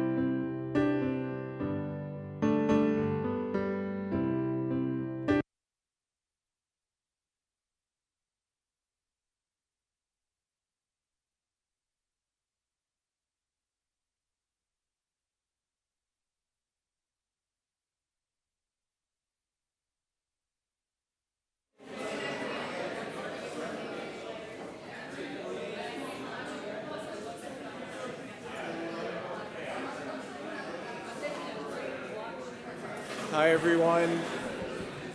Hi, everyone. Just what we're going to do, just for kind of, we're going to be starting our another keynote in a minute or two. Kind of what the plan is that you guys can continue eating, and then after the keynote is done, we'll have the housekeeping staff able to clean up, and that'll be also another break. Wanted to, first of all, acknowledge our LAIPLA president, Laura Burson, just to say hello. Thank you for LAIPLA. For this we've been at LAIPLA, and LAIPLA and Loyola Law School have done this, but we really wanted to thank our sponsors. Forensis has been a diamond sponsor now for 3 years. I think they've supported the TechTainment now also for 3 years, and just wanted to have them say, Jesse from Forensis, say a few words. Thank you, Mark. Hi, everybody. My name is Jesse. I'm with Forensis Group. We are an expert referral service located in Pasadena, California, and we work with thousands of experts nationwide in just about any discipline you can think of. Our team consists of some very driven individuals, so we're always up for the challenge of working with complex litigation matters, whether it's IP, patent disputes, construction, you name it. We'll be able to find the right expert to designate. We have a booth right here in the back if you want to come grab some goodie bags, exchange contact information, brainstorm some ideas. If you have some matters you're working on, feel free. Thank you, everybody. And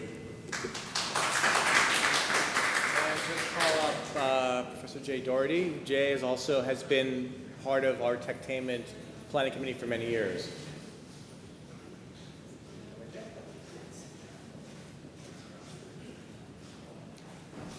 Thanks, Mark. Can you hear me in the back? Okay, I'm nice and loud, I hope. I'm really excited and pleased to be able to welcome you all here, and especially to be able to introduce our next speaker, one of our keynote speakers, Tammy Brandt. We've been talking about a lot of disruption. We've been talking about changes that technology has wrought to the entertainment world. And I think that the company that Tammy works with, Dreamscape Immersive, is an example of a company that sits in a physical space in terms of where the entertainment is, incorporates classic scripted entertainment, and also draws on the newest technology to deliver it in a new and different way to people. And I'm sure that we're going to hear a lot more about that from Tammy. But let me tell you a little bit about her first.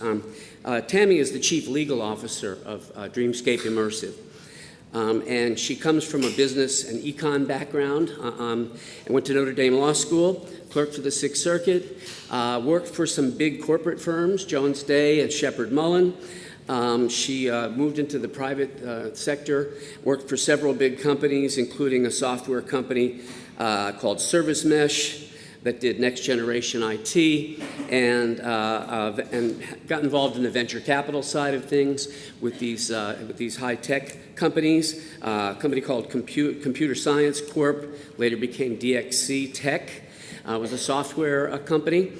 So Tammy brings together an experience in the world of economics, the corporate world, the world of startup capital, and all the other things that go into being the general counsel, basically, of a cutting-edge entertainment company in the intersection of technology and entertainment. So I think Tammy will be a perfect speaker to talk about this kind of thing, which is the core idea of TechTainment. So please join me in welcoming Tammy Brandt.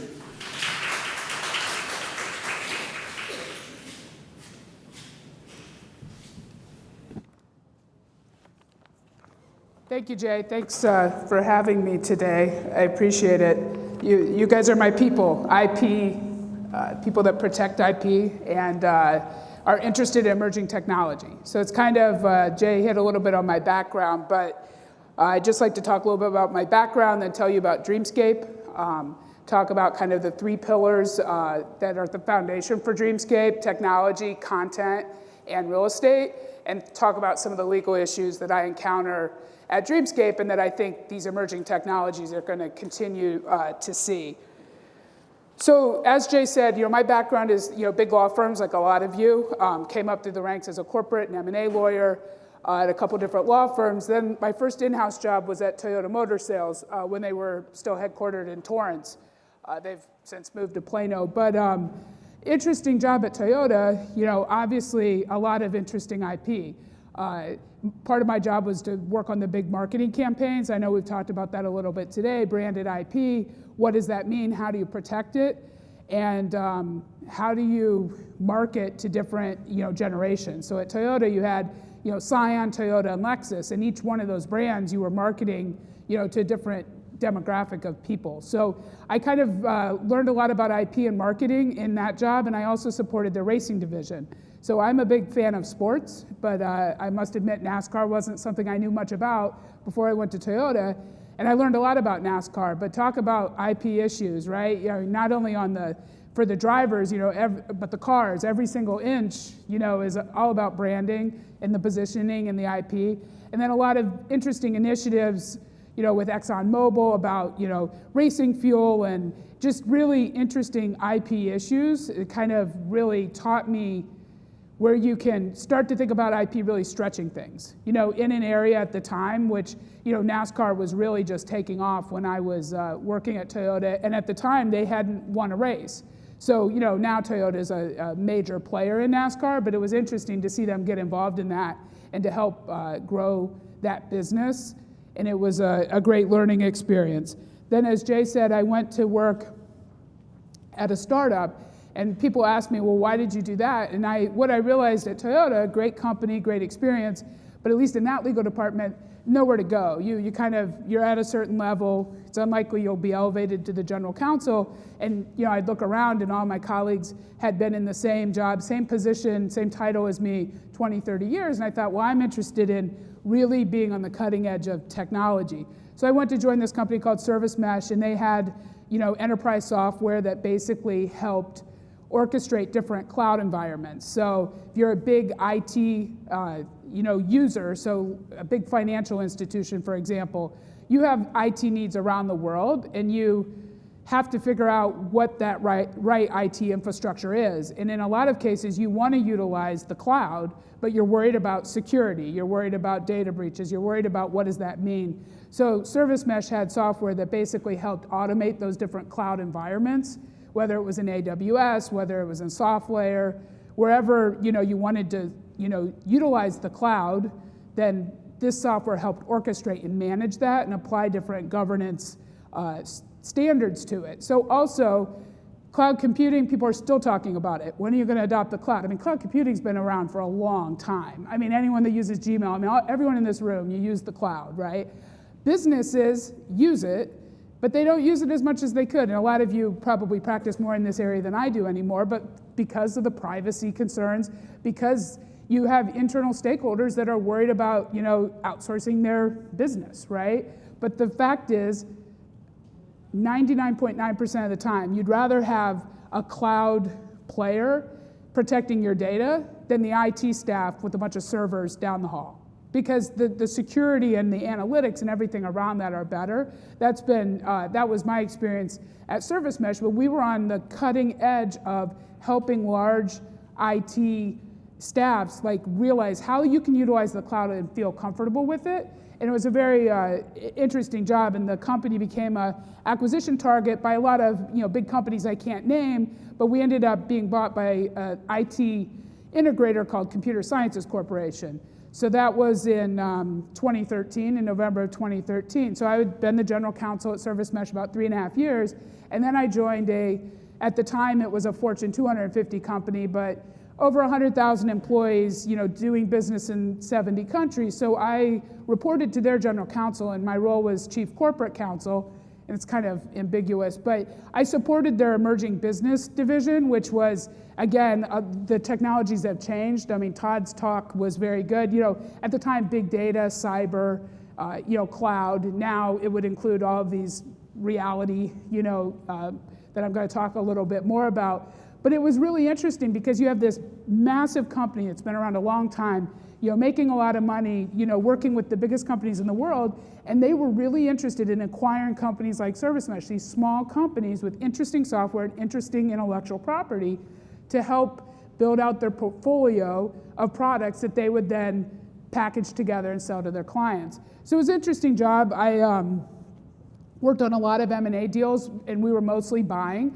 but it was mostly companies with interesting IP. So you'll see a theme. You know, I've kind of worked in a lot of different industries, but a theme for me is always emerging technology or interesting technology that is helping disrupt a business. So that's kind of, you know, when people ask me about my career, you know, I like to brand myself as an emerging company lawyer because I really think that's what I do, and I can do it in different industries. And all of you practicing in IP, the same principles carry over. I mean, you know, if you have that foundation, and that's where Toyota helped provide that foundation for me from a brand perspective, you just keep building on it, and then you learn whatever it is you need to learn, right? Like virtual reality, I had never, and I'm gonna ask you in a few minutes, I had never done virtual reality before I went to interview for this current job. So it's not like I was an expert, right? They didn't hire me because Tammy's this great virtual reality lawyer. They hired me because I understood IP, I understood, you know, being a general counsel and helping a growing company, and they knew that I could learn what I didn't know in the area. So that's what kind of, I joined Dreamscape Immersive last June, so I've been there about a year and a half. And so what's Dreamscape? So Dreamscape Immersive is a location-based virtual reality company. And you know, it was started by two co-founders, Walter Parks, who is a long collaborator with Steven Spielberg, started DreamWorks with him, ran the motion picture division there for 15 years with his wife. Walter is, talk about Hollywood heavyweight. He writes, he produces, he directs. You know, his first movie he wrote was War Games. I mean, that's, you know, right out of the bat, you pretty much hit it out of the park. And he's, you know, produced over 50 movies, like with $7 billion in the box office. So Walter understood Hollywood, he understands storytelling, he understands TV, he understands all those mediums, but he had been talking with Kevin Wall, who's he's known as a global live events producer, so he did Live 8 and a lot of the, you know, large music events that were broadcast around the world in different mediums. So not, you know, they streamed and, you know, on TV and, you know, all of these different mediums. So Kevin had a background not only as a music executive, but also he is a prolific tech investor. So he was one of the, I think he was the 8th investor in Facebook, you know, and he had done really well before that, and he's done really well. So Walter and Kevin had been talking about working together on something, because they both, you know, Walter understood entertainment and understood telling stories, and Kevin really has done very well picking like where technology is going. So they were looking at immersive theater. So I don't know, has anyone done the immersive theater in New York? It's, so there's an immersive theater there called Sleep No More. I haven't done it as well, but it's basically 100,000 square feet. They took over a hotel, all the floors, and it's quite expensive to go do it, but there's actors, and you actually basically are helping tell the story. So it's this immersive experience. So Kevin and Walter were like, we understand, you know, because Kevin understood it on the music side, Walter understood it on the movie side. We know that there is going to be new ways to tell stories. Immersive theater was very interesting to them. They loved the medium, they loved the interaction, the social aspect of it. You know, 100,000 square feet, that's a lot of real estate. So we'll talk about Dreamscape and kind of our footprint there. So they were looking at that, and Kevin went to Sundance while they were talking, and you know, if any of you have been to Sundance, there's always emerging technology that's showcased there, along with obviously different content, et cetera.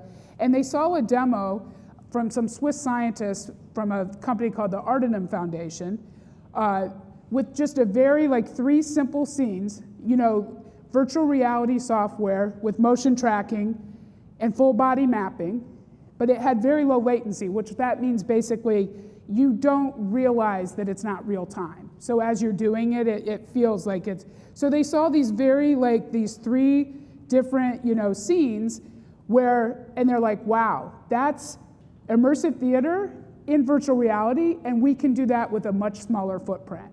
So these Swiss scientists basically had developed this software because the main lady behind it was a professional tennis player in Switzerland. So she came up through the ranks with Roger Federer and you know, played pro, actually played in Wimbledon back in the day, and then she got a shoulder injury. So she no longer could pursue the professional tennis career, so she went on to get her PhD in, you know, physics basically, and was studying basically motion capture. So how can we use virtual reality software to really real time, look at the body mechanics to help you heal, or to basically study different, medical therapies. So, but what happened was they were doing that. They had grants from Switzerland to kind of pursue that foundation research. But then what happened is they also were getting to know people in the virtual reality, ecosystem, and they're like, wow, our software is so much better than some of this other software that people are trying to, sell others on, that are, that it's expanding in the entertainment. So that's why they created these 3 scenes. So basically, long story short, Kevin, called them up. They went to Switzerland, they met with them, and over time, then that was what led to Dreamscape Immersive. So what we're trying to do are location-based virtual reality multiplexes. So what does that mean? That means you go to a movie theater or you go to a mall, and there'll be a Dreamscape location. There'll be 4 to 6 pods in that location. You go into the pod with 6 people at a time, so 5 of your friends, and you do an 8 to 10 minute story. You put on the VR gear, you enter the virtual world, and you have an immersive experience with others, and it's created by storytellers. So you don't just go in there and shoot at things like at a game or anything else. It's actually a story that has an arc, and you go and you experience that with people. So that's what Dreamscape Immersive is up to. It also, Walter and Kevin put the company together. They got the technology, the underlying technology from the Swiss, who are also, obviously involved with the company. And then they built out their management team. So Bruce Vaughn is our CEO, and he ran Imagineering at Disney for, I think, 10 years, but he was at Disney for 25. So he was in charge of theme parks. So you can kind of see how Dreamscape, this is important for where I'm going with this, the intersection of technology and entertainment. We have somebody that understands theme parks, and he understands what sells tickets for you to go to the Disney theme parks around. He looked at this, and he's like, wow, if we were to try to do this at a Disney theme park, it would cost hundreds of millions of dollars. You can actually do this with this technology and virtual reality hardware, which all of us can buy at Best Buy. I mean, it's definitely available. And we can create this experience at a much lower price point. This really is something. So that's what got Bruce to join, which has been very helpful because he understands how to build an attraction and how to, Walter understands in his team how to, create the story. Bruce understands the attraction side, and Kevin understands kind of the tech. So that's the 3 guys really behind what we're doing. And our investors, initially in the company, Steven Spielberg is an investor. Again, he's a longtime collaborator with Walter. I will say, I have never been in entertainment. I get that question a lot, like, were you in entertainment? Did you know these guys? And I didn't, but it's interesting. We're in a warehouse in Culver City, very, very low-key, headquarters. And Steven Spielberg comes in frequently. And he just comes in, and he loves to do the different content that we're working on, and he gives notes, and he looks at the marketing campaign. So it's really, I don't know if he's like that with his other companies, but he is absolutely an active presence, at least so far at Dreamscape. And several other studios invested in us, MGM, Time Warner on the behalf of Warner Brothers, and Fox, all are investors. And we have either deals that I'm working on or deals that we've already done with several other studios. So, we'll talk about some of the content, but you can tell there's a lot of Hollywood behind us, but really at the core, we're using technology, the virtual reality, hardware that Oculus, and, we're using Oculus headsets right now, and we're using Zotac backpacks, but they're all things that are available to anyone that wants to do virtual reality. But and I'll talk a little more about it, the issue is a lot of people haven't experienced good virtual reality. So how many of you have done virtual reality in some form? All right, so this is not the normal, this is a lot more. Have anyone done it all gaming or more location-based? Have you done location-based? Have you went out of the home? Yeah, a little both? Okay, not as many. So that's the gaming, there's amazing games, and that's where this industry has really developed. Outside of that, the content isn't very good. And that's what we're trying to, along with other people, trying to expose people to virtual reality and show them, this is a real platform, this is a real technology, and this is a way to tell a story and to do other things that are really compelling. AMC Theaters led our Series B round of financing. So I joined the company after the Series A, and part of what I do is help companies raise money. So the Series B was led by AMC, and that was really interesting because they are going to open several of our sites next year, some of them within existing movie theaters and some at malls where an AMC is located. And they are doing what studios are trying to do and what malls are trying to do. They're trying to see if this is something to supplement their main brand, right? Are they going to go out of the movie business? Absolutely not. Is this something that might complement what they're doing? Absolutely. So I know, and I've been here for the last couple sessions. I know, you guys already understand these different, what is augmented reality, what's virtual reality, what's mixed reality. I mean, these technologies are, Mark Zuckerberg bought Oculus in 2014, and they would have thought then, VR would have been, mainstream by now. Everyone would be doing it. Either it was going to make it or not. I know Todd, 2 sessions before me, said he thought 2020 was the year of VR. I think now that I'm in the industry, that's probably right. I think it's definitely getting momentum, and people are getting exposed to it, but I think VR is still somewhat unknown, and the content hasn't been there to back it up. Augmented reality, everyone talks about Pokemon Go, but augmented reality is, with your smartphone. So I think you'll see a lot more augmented reality. I think what we have to keep seeing is good content and good ways to use augmented reality. And then I actually disagree with Todd. I think augmented reality, because of Apple, working on augmented reality glasses and the Magic Leap, I think you'll see people adopting augmented reality quicker than virtual reality, but then that's going to help people appreciate virtual reality even more. If there's good augmented reality, there's going to be good virtual reality, and if you get the right players involved and people exposed to it, I think, the industry is really going to, improve because of it. I mean, right now, last year, some of the stats, and I mean, the statistics in these areas are a little, squishy, honestly. There's, because it's mostly gaming, but certainly the bulk of the money in VR in the last few years has been on the hardware and then on buying the games, the content around the games. And the other thing is VR arcades. Has anyone been to a VR arcade? Okay, in Asia? Yeah, okay, so in the back, our IT guy has been to a VR arcade. If you go to Asia, they're everywhere. And, this is out-of-home, location-based virtual reality. But it's not good virtual reality. It's basically it's what you can do in home, but it hasn't been adapted for an out-of-home experience, but it at least exposes people to it.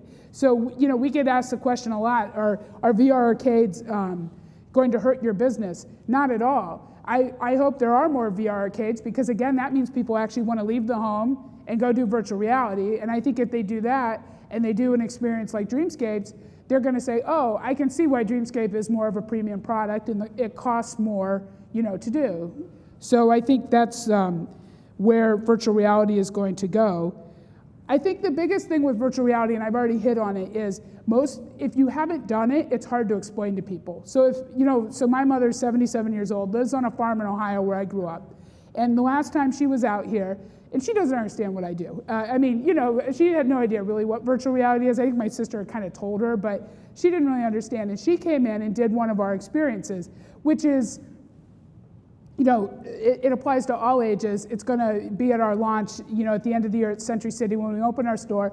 And she did it, and she's like, wow, that was really cool. And it was really fun to actually watch her going through the experience because, somebody has no basis for any of this. And she's like, yeah, I would do that again. And that's exactly, you have to expose people to it. And then I think it will come. Even if you watch it on YouTube or something, if you watch somebody doing virtual reality, it's not the same thing, right? Because the whole point of it is that you enter this virtual world, you're immersed, and I've done a lot of virtual reality now, and even, now a lot of times there's a very simple where you basically put on the headset and you're in a skyscraper in New York and you walk out on a plank. So I've done, you know that you're on, the floor and nobody's moved you. But once you're in that headset, I'm scared to walk out there. And I've done a lot of virtual reality, and that's the power of the technology that people, really need to experience. The other thing, there's a company, Stanford Virtual Human Interaction Lab, has done a lot of interesting research in this area. So I personally, and again, this is speaking on my behalf, not Dreamscape necessarily, but I think we're going to show people in the entertainment setting, the power of telling a story in a virtual world. And I think people are going to love it. And the thing is that virtual reality in other areas, they've done a lot of studies basically around diversity training. So if you put on a headset, and this is Stanford, research doing this, 45 seconds in, if I'm a white male and I put on a headset, and in the virtual world, I'm an African-American female, and I'm watching people, interact with me as an African-American female in different ways than you probably, are normally interacted with as a white male, you start to feel, you see it, you understand that. So you can read about it, people can tell you about it. It's interesting, there's a lot of potential for virtual reality because it puts you into this other world and you can be someone else and you can be experiencing things. There's also, it's very compelling. There's different virtual reality content where you're in Syria and there's a bomb on the street and you think, you like duck. It's, because it's so real, you think you're there, and that's the power of the medium. So that's the technology. Virtual reality technology, it's great. I think if you do it, people love it. Then the question is, how do you get good content? And I agree with Robin from the previous panel, content shouldn't be free. If you want good content, you need to, figure out how to create it at a price that makes sense, but it shouldn't be free.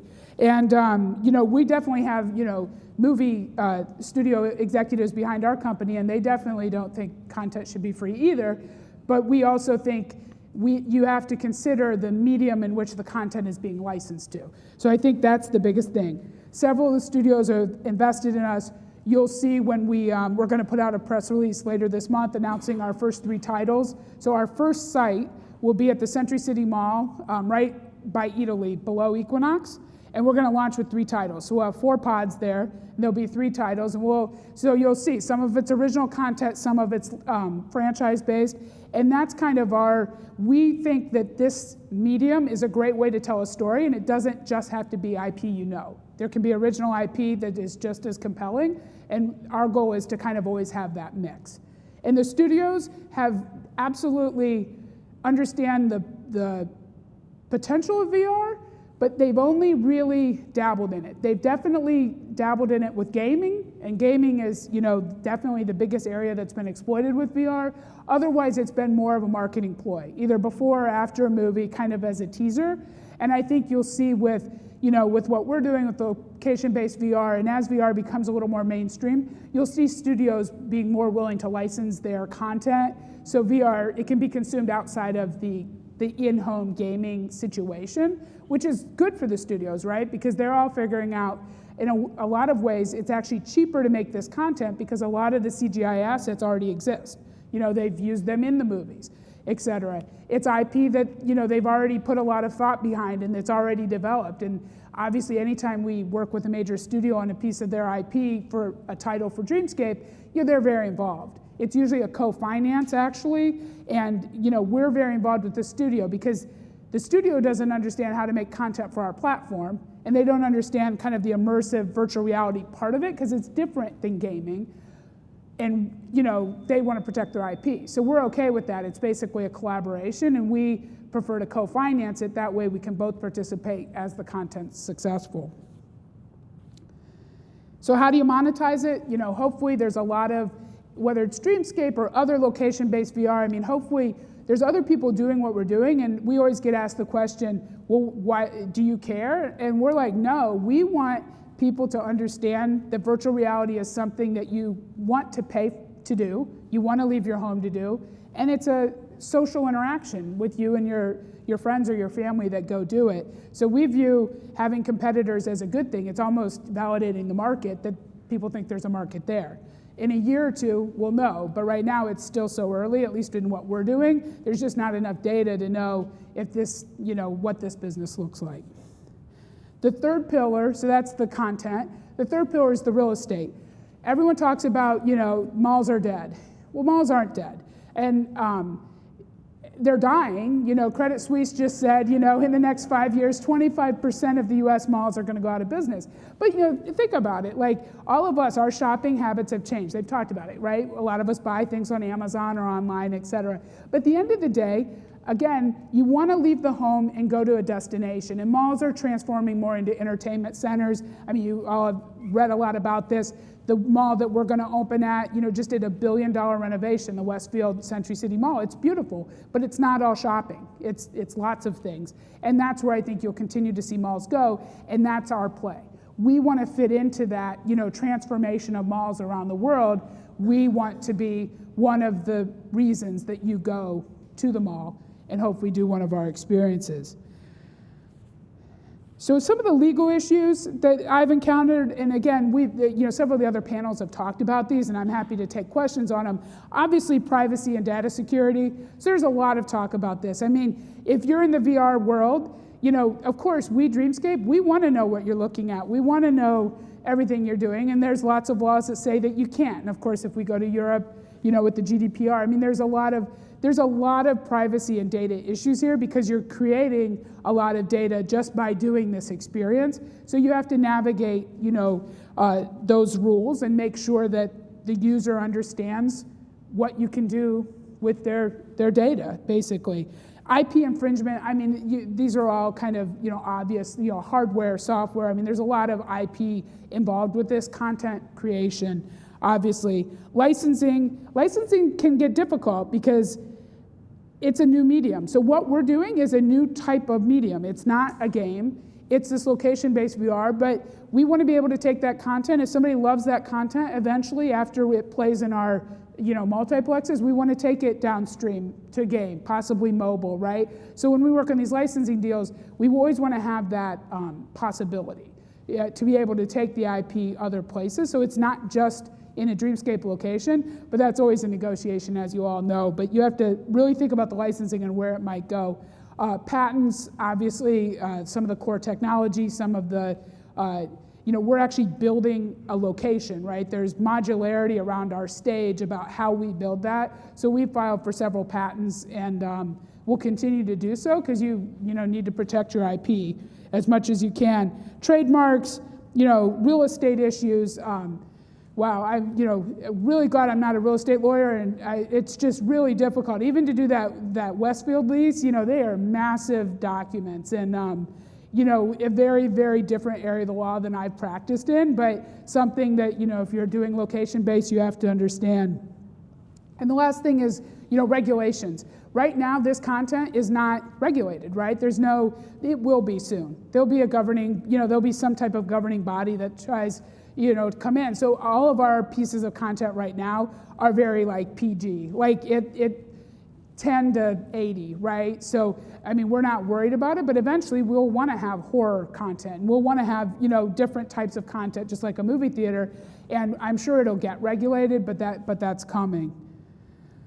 So what's the future?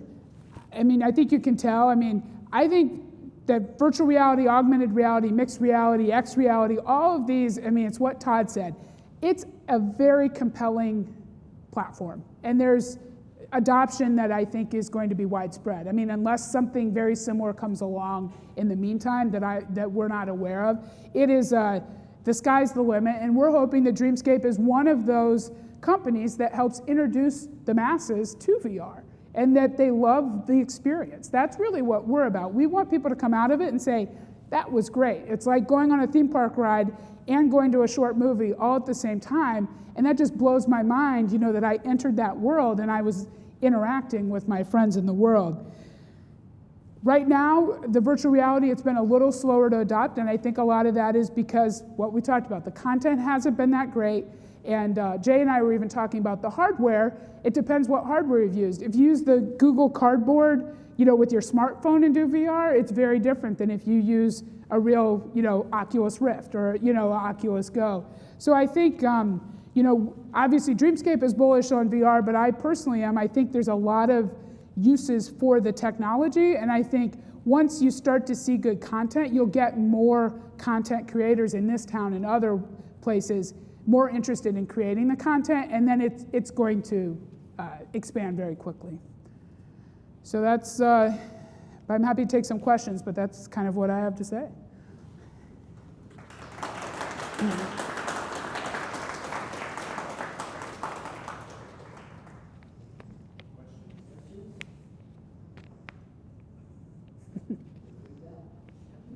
All right. Yeah. Yeah. So you mentioned some of your properties. Can you hear me? Yeah. You mentioned that some of your properties with the original IP and some might be working with your existing franchise properties.